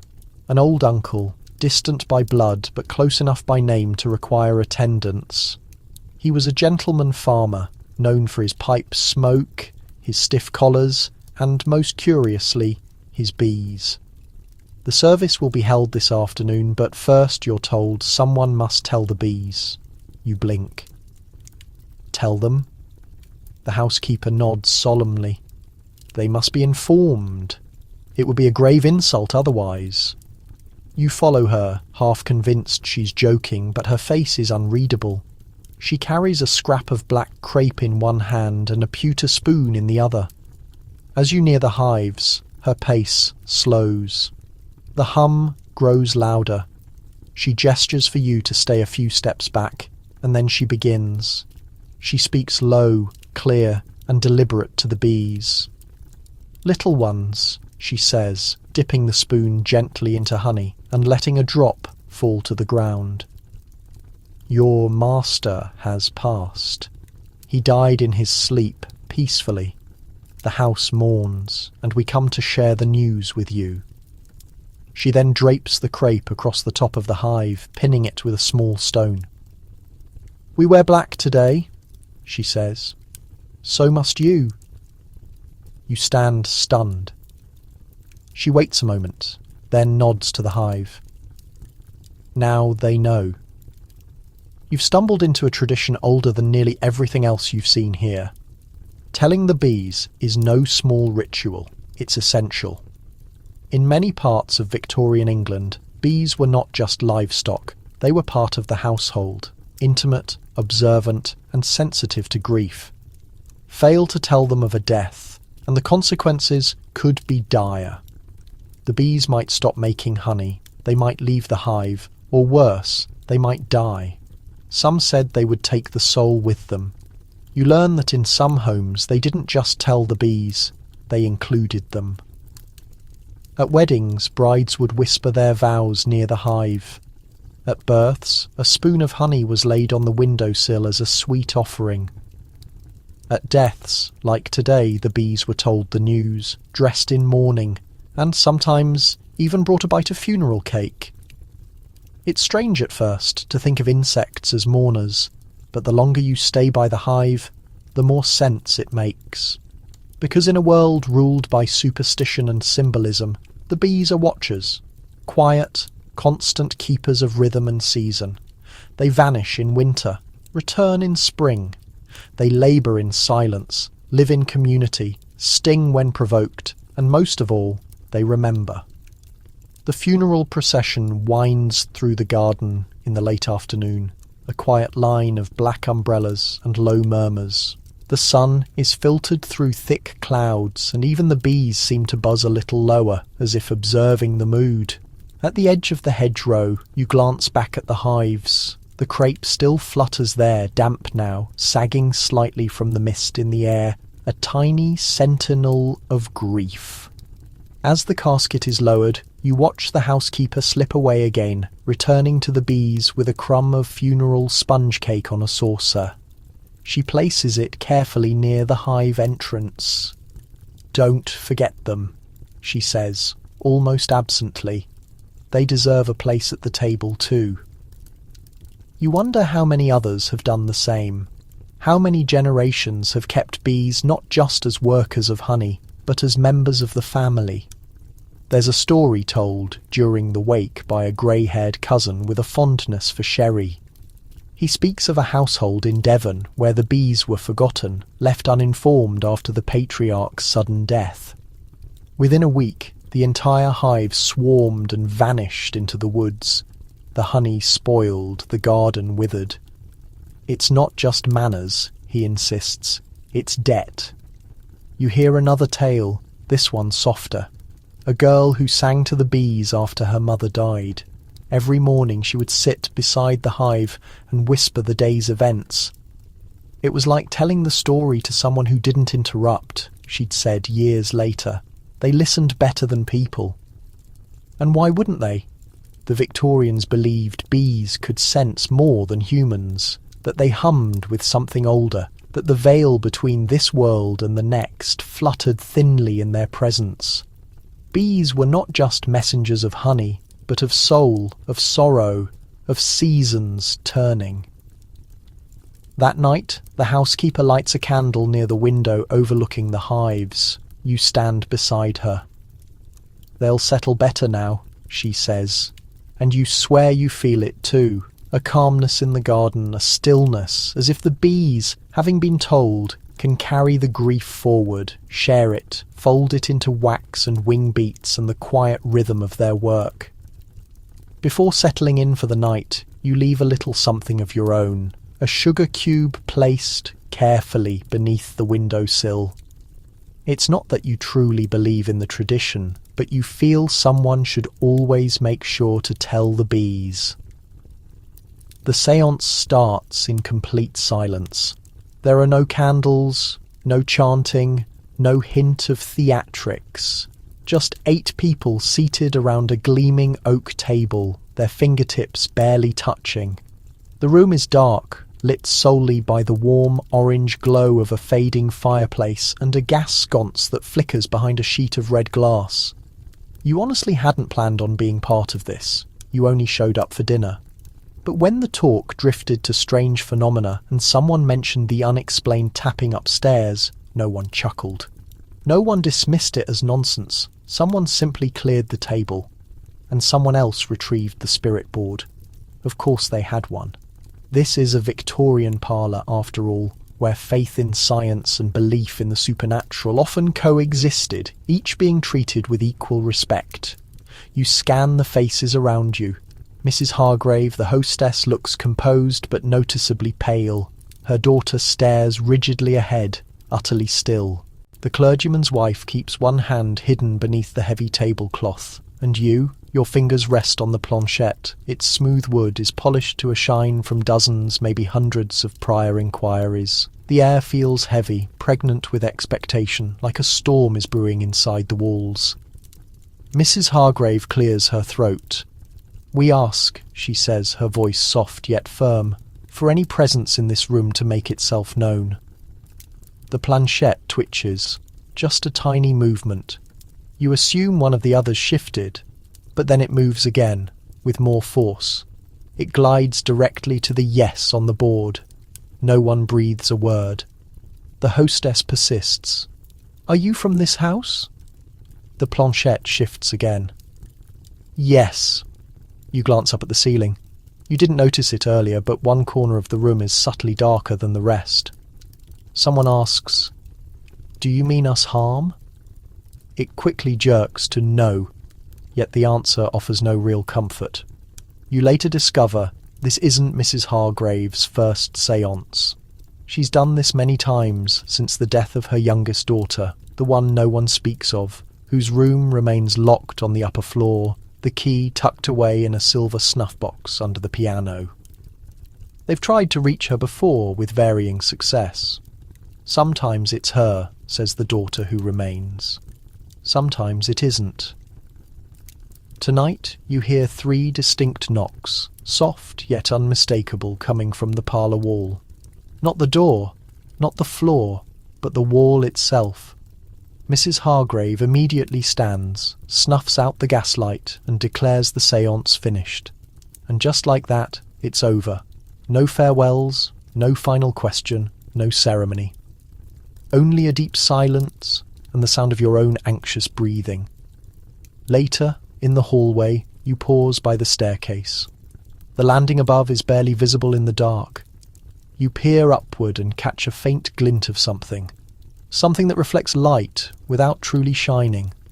Perhaps a glass doorknob, or an eye. You don't sleep in the guest room that night. You hear the tapping again. Not loud, just one tap, then another. Silence. You stare at the wall, waiting for the third. You wait. The third knock never comes that night, but something else does. Around 2 in the morning, you wake up to the smell of lavender.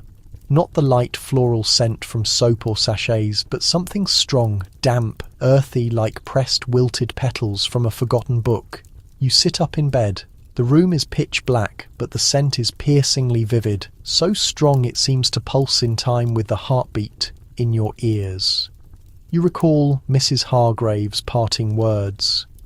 "If you hear anything, don't answer." That's how they know you're listening. You get up anyway. There's no breeze. The curtains hang still. The fire is cold, yet the lavender smell persists. You move to the door and crack it open gently. The hallway is deserted. The faint gaslight casts long, restless shadows from the patterned wallpaper up the staircase. And then you hear it, a single tap on the wall behind you. You turn slowly. It's the same wall where the séance was held earlier, the same wall that offered an answer. It's silent now, but when you wake the next morning, there's a faint small smudge on the wallpaper right behind your chair, like soot or fingerprints, 5 of them, low to the ground.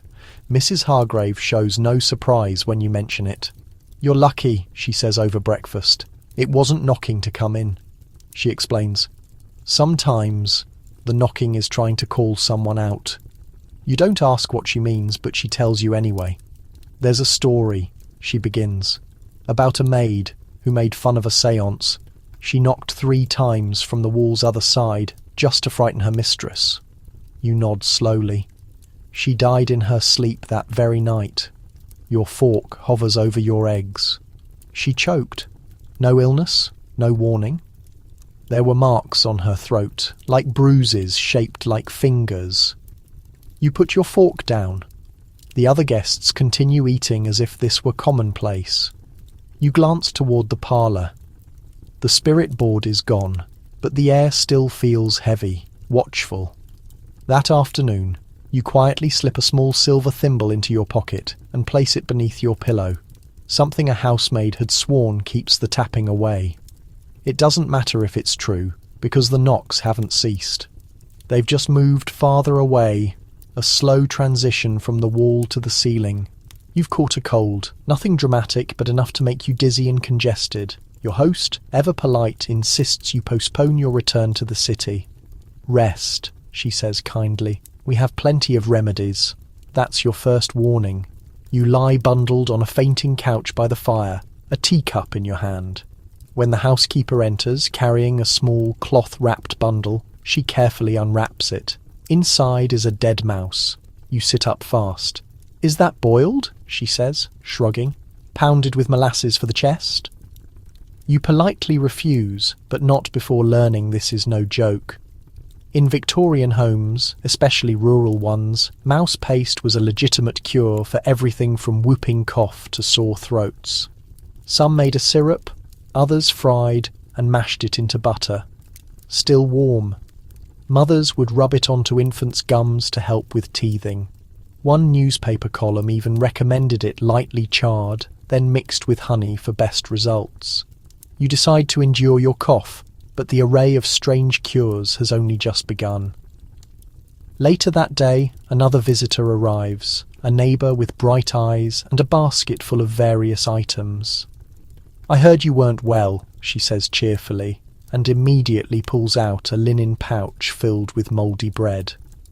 You place it right on the throat, she instructs. Mould side in, it draws out the fever. You stare. It turns out she's referring to the ancient belief that mould possessed healing properties, something Victorian science hadn't yet confirmed, but which folklore had embraced for centuries. Blue mould was especially favoured for swollen glands and wounds. "There's power in decay," she adds, as if quoting scripture. You are offered a dozen more so-called cures over the next few hours. A rag soaked in turpentine and tied around your chest to keep spirits from settling. Sliced onions tucked into your socks to draw the poison downward. Goose grease mixed with soot, which chased out the croup in my nephew. He's 30 now and still coughing, but alive. Bread crusts burned and crumbled into warm milk, sipped under a blanket. You start to wonder if the illness is better than the remedies, but they truly mean well. That's the oddest part. These aren't malicious pranks or desperate old wives' tales. These are gifts, wisdom handed down, pressed into your hands and whispered across generations, all based on the same fragile hope that something simple and strange might help, even if it smells like a boiled rodent. That night, sleep is elusive. The house is quiet, the fire is low, and you lie beneath layers of quilts that smell faintly of mothballs and lavender oil. Your chest still aches, your throat still stings. But your mind is racing with the day's images. The mouse, the mould, the hot cloth soaked in turpentine that still faintly tingles on your ribs despite your best efforts to wash it off. You sit up with a cough and a groan, only to find another offering by your bedside, a jam jar. Inside is something thick, brown and oily. A note is tied to the neck in careful looping script. Swallow a spoonful at midnight for the lungs and the soul. You don't ask what's in it. You genuinely don't want to know. Instead, you stare into the darkness and reflect on the deep Victorian compulsion to fight illness with anything at hand, even if it meant turning to the absurd. You recall the hostess's story from tea about a grandmother who swore by a nosebleed cure, binding the patient's toes with vinegar-soaked string, then chanting, "Out, out," 3 times. The blood would stop, she claimed, not through medicine, but because the body became confused. Confusion, it seemed, was a valid path to healing. Divert the sickness, trick it, trap it, smother it with soot and sweat and salted onions. And in the middle of this war, the patient, helpless and coughing, becomes the battleground. You get up, Walk quietly to the wash basin and pour the jar's contents down the drain. It lands with a wet splat. You don't care if it worked for Uncle Harold in 1849. You'll take your chances with hot lemon water and sleep. As you lie back down, you begin to understand. In a world without antibiotics, where cholera rode the water and diphtheria stole children in their sleep, doing something, anything, was better than doing nothing. Even if it meant rubbing ferret blood on your temples. Even if it meant keeping a crushed snail in your pocket for nerve pain. Even if it meant waking up breathless in the night to find your neighbour placing leeches behind your ears and whispering, "This will draw the spirits out." You close your eyes and smile. Sick or not, at least, no one's brought the leeches yet. And if they do, you might just hide under the bed and pretend to be well. The graveyard is lovely this time of year. That's a thought you never expected to have. But here you are, walking along mossy paths, between rows of tilted headstones, watching your breath vanish in the crisp morning air. The trees are bare, the earth is damp, and a faint mist hovers just above the grass, as if unwilling to depart. You've come to visit a distant relative's plot, a formality more than a heartfelt desire. But what draws your attention isn't any inscription, it's the bells. Tiny ones, dozens of them, fixed atop slender metal rods beside certain graves, or mounted directly on the wrought iron railings above the earth. Some are rusted, others gleam, but each has a delicate wire running down into the ground, into the coffin. You freeze. You've heard of this before. Safety coffins, designed not for the deceased, but for the living, mistakenly buried alive. It was a very real, very terrifying Victorian fear, and not entirely baseless. Diagnoses in the 19th century were often more guesswork than science. A sudden coma, an illness with shallow breathing, a faint pulse, any of these could be misinterpreted. Doctors, hurried or unsure, would sometimes pronounce a person dead when they were merely unconscious. And so the innovations began. Bells on strings like the ones you see now, glass viewing windows set into coffin lids, breathing tubes, even complex systems with whistles, flags, or spring-loaded hammers meant to alert the cemetery keeper if someone below ground decided to challenge the terms of their passing. The Victorians didn't call these safety devices. They called them security against premature interment. You read one inscription carved into an iron base. Sleep in peace, but if you wake, ring true. There's something almost touching about it, almost. You walk among the graves, counting the bells, 16, 17, 18. Not every plot has one, of course, only the families who could afford the extra precaution. Death was expensive, but fear was priceless. You wonder how many times a bell ever actually rang, and if anyone was there to answer. There are rumours, of course, urban legends. One about a coffin found scratched on the inside, its bell missing, its wire snapped. Another of a bell that rang for 3 days in the rain before someone came. Too late. You stop at one particularly ornate grave, a woman's, judging by the name. The bell at its head is still intact, its wire taut, disappearing into the ground like an unanswered question. You imagine the sound, a soft but persistent ding, ding. Was it hope or pure panic? You find the caretaker near the chapel, bundled in wool and smelling faintly of tobacco and oil. He's fixing a fallen gate hinge, but when you ask about the bells, he straightens up and wipes his hands on his coat. "Ah," he says, nodding toward the graveyard. "Had a few left over from the old days. Most don't know what they're for anymore. Think it's just a pretty touch." You press gently. "Did any ever ring?" He pauses, his eyes narrowing slightly, then shrugs. "Depends who you ask." He tells you about a rector's wife, buried after a sudden brief illness. 3 days after the funeral, the groundskeeper claimed to hear faint clinking late at night. By the time anyone got around to digging her up, the inside of the coffin had scratches, deep ones. The bell's wire had been snapped clean, the death certificate still read typhus. Another tale, less tragic and more absurd, involves a man who woke up underground, rang the bell frantically, and was actually saved. Afterward, he sued the doctor, wrote a short book about his experience, and lived another 20 years, never sleeping without a window open and a knife under his pillow. You don't know whether to believe these stories, but you also don't entirely disbelieve them, because something about that fear, that specific, awful fear of being aware, awake, and trapped beneath 6 feet of soil is universal. You pass one bell that's been wrapped in black ribbon, its clapper removed. Family didn't want to tempt fate, the caretaker mutters. Some prefer quiet, even in a panic. Inside the chapel, there's a display case of historical oddities, among them a pamphlet titled The Problem of Premature Burial.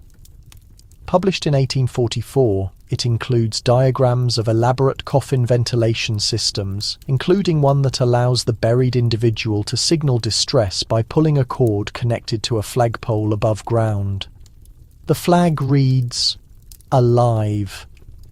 You imagine walking through a cemetery and seeing that flag fluttering silently on a windy hill, its message plain and terrible. You look again at the bells outside. They seem quaint now, rusted and still, but you wonder if somewhere in the quiet of an English night, one ever moved just slightly, just enough to call someone back. The caretaker locks the chapel for the evening and tips his cap. Folks think death is sleep, he says, but it's not always so tidy. As you walk away from the graveyard, your eyes flick to the last bell in the row. The wire is pulled ever so slightly taut. You tell yourself it's just gravity, just age. Still, you walk a little faster, because no matter how civilized the Victorians pretended to be, they never stopped fearing the moment the ground might knock back. It's a double affair today. 2 ceremonies under one roof. Upstairs, lace and lilies. Downstairs, jet beads and silence. You've been invited to a wedding, but as you arrive at the country manor, it's clear the household is divided. The eldest daughter, stunning in ivory and roses, is marrying a naval officer in the drawing room. Her great-aunt, a recent widow, is hosting her morning reception just 2 floors below. And in true Victorian style, both events are governed by rigid, exquisite rules. You head to the wedding first. White bunting, champagne, violin music filling the air. The bride's veil is nearly 6 feet long, so fine it seems to float. You overhear someone mention it was her grandmother's, worn on her wedding day in 1849, and again by an aunt in 1872. It's not just a keepsake, it's protection. Victorians believed a bride's veil shielded her from envy, spirits, and misfortune, particularly as she moved from maiden to wife. Without it, the moment of marriage was seen as dangerously exposed, ripe for supernatural interference, and the veil had to be lifted by the groom alone. If anyone else did it, it meant bad luck. If the bride tripped on it, worse. If she forgot it entirely, best not to speak of that. As the vows are exchanged, you notice several young women clutching their gloves tightly, their eyes occasionally darting toward a shadowed figure at the back of the room. The great-aunt, dressed from head to toe in widow's weeds. Heavy black crepe gloves, a veil not of silk, but of thick, matte bombazine. Even her buttons are made of jet. No jewellery shines, no laughter escapes her lips. She's been a widow for 6 weeks, and is therefore only permitted to attend if she remains absolutely silent and stands behind all mirrors. That initial moment wasn't born of malice, you learn, but protocol. Victorian mourning was a deep, complex mechanism, a highly choreographed etiquette for grief.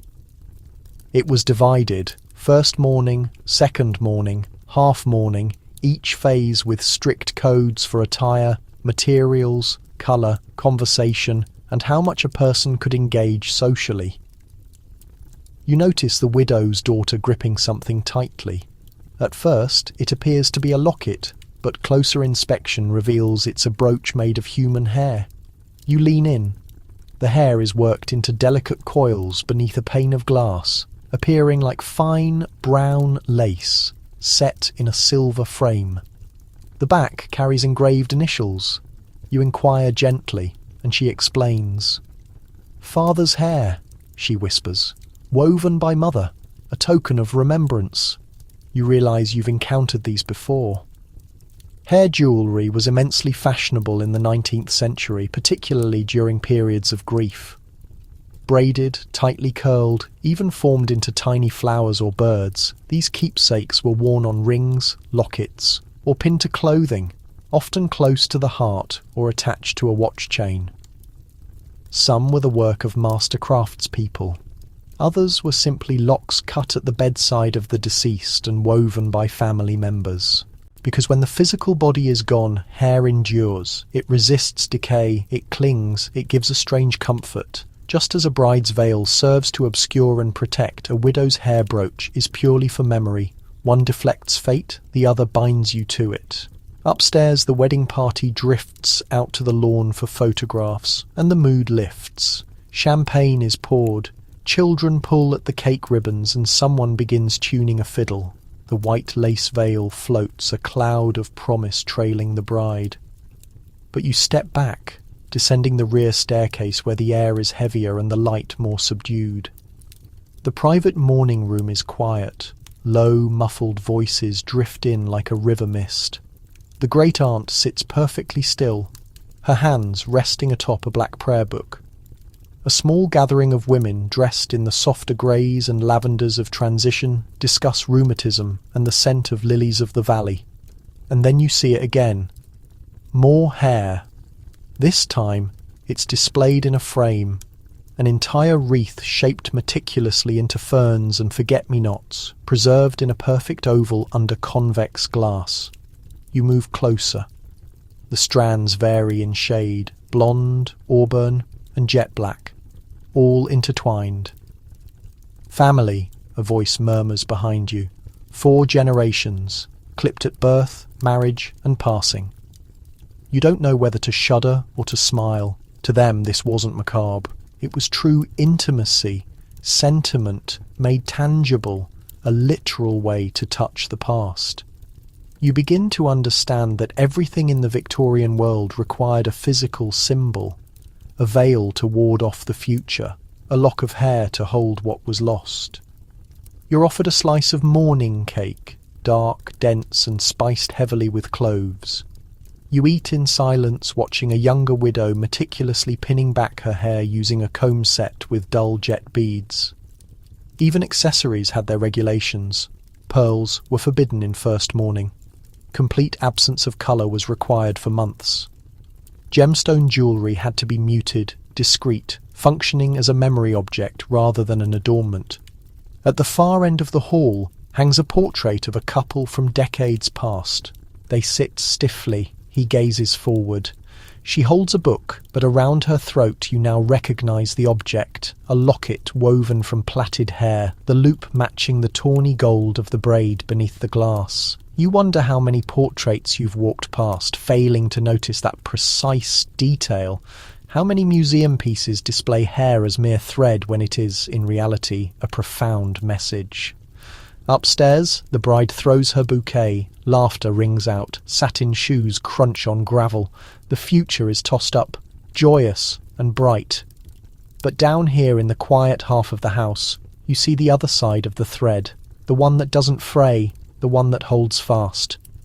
You move once more between the veiled and the unveiled, and for a moment it feels like 2 equal ceremonies are occurring, one for new beginnings, one for absolute endings, and both somehow defined by strands of hair. You are now navigating a busy Victorian street. Market carts line the curbs, and the smell of horse manure and warm bread combines in the crisp autumn air when a woman suddenly catches your sleeve. "Stop!" she hisses, her eyes wide with alarm.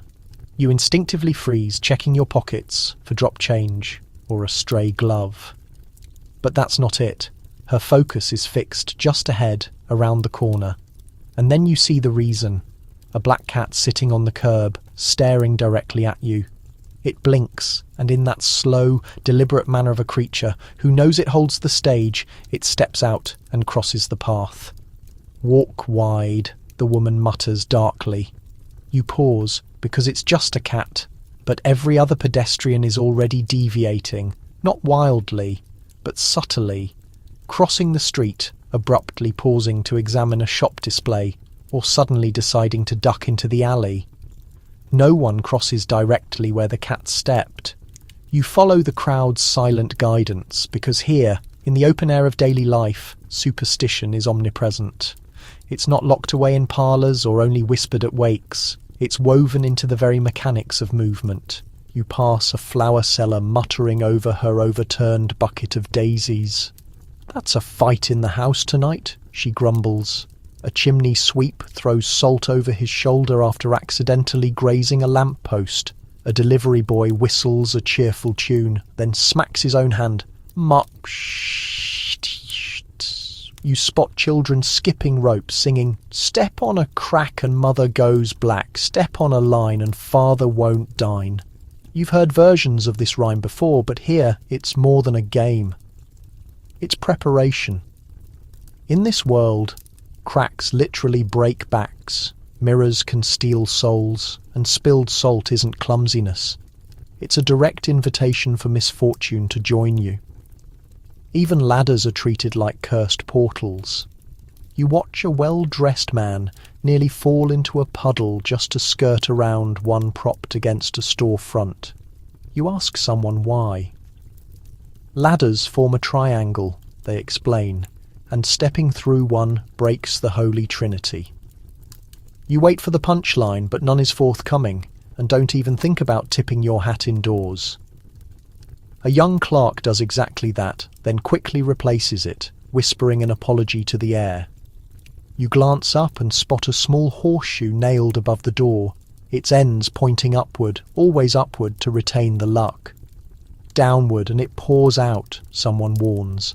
The sheer volume of rules governing every footstep, every gesture, every breath is dizzying at first. But soon it starts to make terrible sense. In an existence plagued by dirt, disease, poverty, and unpredictable tragedy, control is a myth. But a habit, a rhyme, a quick gesture, those are free. They grant the illusion of safety, and sometimes the illusion is potent enough. You stop at a baker's window to admire a tray of currant buns when you hear a gasp. Behind you, a young woman walking quickly has broken stride to avoid stepping on 3 consecutive paving stones.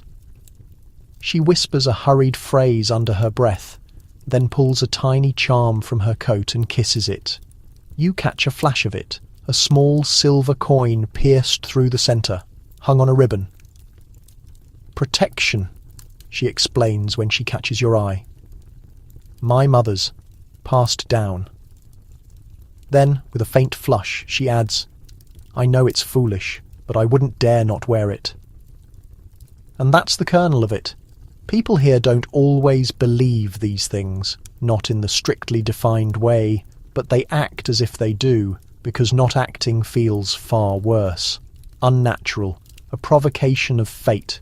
You overhear 2 elderly gentlemen discussing whether sweeping after sunset will sweep away all their accumulated wealth. One argues it's an outdated notion, the other refuses to touch a broom after dark, just in case. "Lost my uncle the week I swept under the stairs," he says, grave and certain. You visit a milliner's shop next and see a display of bridal hats. Tucked among the lace and ribbons are tiny cards that read, "No green hats for brides. Jealousy will follow." A girl walking past reads it aloud and shudders. "Green is for the fair folk," she says. "They hate to share." Ah yes, the unseen ones. Even in the heart of industrial England, with trains belching steam and smog choking the sky, people still acknowledge the unseen. They leave scraps of bread on windowsills. They murmur small charms when passing a hawthorn tree. They refuse to name an infant before baptism, terrified that the fae might snatch it away. You pause beside a man selling small trinkets from a wheelbarrow. "Anti-witch thimbles," he announces proudly, rattling a tin cup full of them. "Keeps their sight off your stitching." Nearby, a sign advertises left-handed scissors. Do not use if born under a waning moon. You start to laugh, then hesitate, because a part of you, a quiet, small part, has begun to wonder if perhaps this nonsense holds a truth. Perhaps the world is exactly as perilous and strange as these people behave. And if a black cat crossing your route means waiting 5 extra seconds at the corner, well, maybe that's a small price to avoid the undertaker's notice. A bell dings as someone exits a shop. The horseshoe above the door rattles but stays put, a good omen. You catch yourself smiling and carefully step over a small puddle, not because of the mud, but because your reflection seemed to wink at you. And in the Victorian world, that small detail could mean absolutely anything. You wake to the steady clip-clop of horse hooves outside your window, the sunlight strained through thick lace curtains, and a faint aroma of coal smoke that lingers in the air like an old photograph. It is your last day. You stretch, feeling the unfamiliar stiffness of the feather-stuffed mattress, and pull on your boots with the careful precision of someone who has learned not to tug them on with the left hand, just in case. Superstition now clings to you like the morning fog on wool. You've absorbed more than you intended to, and yet you aren't ready to dismiss it. Because the plain truth is, in a world where everything from a cracked teacup to the angle of your hat can affect your future, superstition isn't childishness. It is structure. It is a desperate comfort. You take one final walk through the town. A tinker offers you a brass charm intended to keep the devil away from your fireplace. You purchase it not because you truly believe in devils, but because you've seen the consequences of not believing. A shattered mirror, a wedding without the protective rosemary. An infant's cradle turned to face the wrong direction. And you've felt the communal shiver outside the apothecary. A new sign catches your attention. Feeling hexed, consult Mrs. Pettigrew, leeching and lavender. You chuckle, recalling your visit to her small coal-rimmed parlour, where her parrot squawked "Beware the milkman" every quarter hour. And yet she had a line of customers every morning. Shopkeepers, sailors, spinsters, all willing to part with coins for a charm, a blessing, or merely a word of encouragement. Even Parliament was not immune. You remember a story heard in a tea shop. During the Queen's reign, a prominent member of Parliament absolutely refused to sit beside a colleague born on an unlucky date. He would quietly switch chairs when nobody was looking. The other man never knew, but he had a habit of falling sick right before critical votes. Coincidence? Or merely clever political manoeuvring disguised as ancient law? That's the danger of superstition. It makes every outcome seem possible, and it leaves everyone vulnerable, even the reigning monarch. You pass by Buckingham Palace, its vast gates gleaming. The whispers surround it. Queen Victoria wore black for 40 years, not solely for Albert, but as a deliberate shield against death's return. She consulted with spiritual mediums. She actively sought out signs. She once cancelled a journey on a certain date because her footman had seen a dog with eyes of 2 different colours. And who could genuinely argue against her methods? She reigned for more than 6 decades. Perhaps the fear kept her alive, or perhaps it simply kept her human, because that's the ultimate function of these beliefs. They are not signs of ignorance. They are small prayers in disguise. Tiny gestures, salt thrown, lace veils donned, hair clipped, bells tied, that articulate a desperate hope. Please let this day be kind. The fog begins to roll in as the evening deepens, a soft silvery blanket that wraps the rooftops in a hush and a half light. You find yourself on a narrow lane at the far edge of town, just past the chapel and the cemetery wall. There is a small, crooked cottage there, smoke rising from its chimney, climbing roses winding around its gate. Standing on the stoop is an old woman in a faded green shawl, one hand resting on a stick carved with tiny runes. She eyes you with curiosity, then with profound understanding. You pause, and she motions you inside. The room is filled with the scent of beeswax, dried thyme, and old paper. Every surface is crowded.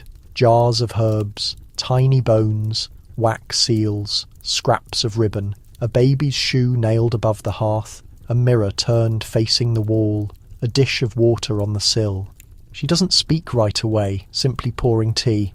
Then she sits across from you and says, simply, "You've walked through it all, haven't you?" You nod, and you know she doesn't just mean this one day.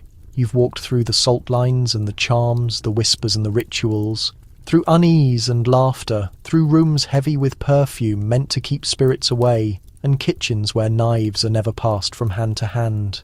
You've witnessed how superstition shaped not just single moments, but entire identities, how it was stitched into every cuff, every wedding band, every coffin pillow and child's cradle. The old woman offers you a tarnished silver button. No explanation, no smile, she just places it firmly in your open palm. "You'll need that," she states, and you believe her. You don't ask why. Because now at the final moment you grasp it. In the Victorian world, superstition was never peripheral. It was the very fabric of life, worn smooth by generations, embroidered into every fold of the day. A strategy for survival, yes, but also a source of meaning, a deep connection to ancestry, to dread and to fate. You step out into the deepening night, the button warm in your hand. The woman has vanished into the cottage's shadow, and ahead of you the world now seems suddenly full of signs. You tuck the button into your coat, not from fear, but because, in some quiet, instinctive way, it feels like an act of respect. You continue walking. The moon is a pale glow behind the chimney stacks. Somewhere, a dog howls once and then stops. And you realise that all these small gestures, these minor rituals of hope and worry, aren't so strange after all. Perhaps they are what fundamentally makes us human. Perhaps they are the oldest story we tell, told not with words, but with salt, ribbons, glances, and small silver buttons. The streets are deserted now. The gas lamps hum softly, their light muted by the mist. Your steps are slow, deliberate, your boots barely disturbing the cobblestones. A profound calm settles in your chest. Not fear, not even outright caution, but a gentler sensation, something close to understanding. The world you have just traversed was not one of magic spells or actual monsters. No wizards, no dragons, only ordinary people executing mundane tasks in incredibly careful ways. Tying threads around cribs, avoiding the colour green at ceremonies, knocking on wood not because they believed in trees, but because they believed in the act of trying. And perhaps that was the core of it all, a collective effort to push back against the terrifying unknown. Because life was harsh, death struck quickly. Illness erased names from dinner tables without warning. And in an age where scientific advancement hadn't yet caught up to human suffering, superstition was a palliative, a rhythm, a moral code, a whispered defiant promise. That just maybe if you performed the rhyme correctly, if you wore the charm, if you remembered not to light 3 candles together, your world might hold together for one more day. You feel its echo still, the ghost of a rhyme in your ears, the slight weight of that silver button in your pocket, the invisible, ancient and oddly comforting thread that connects all of us. Tonight, you've wandered through lace-draped parlours and mossy churchyards. You've met bakers, barrowmen, widows and brides, each one clutching their small hopes in the form of a locket, a veil, a pinch of salt. And now you come back to yourself, to your breathing, to your bed. Let the curtains close, let the fog dissipate, let your body settle into stillness. There are no cursed ladders here, no broken mirrors, no staring eyes.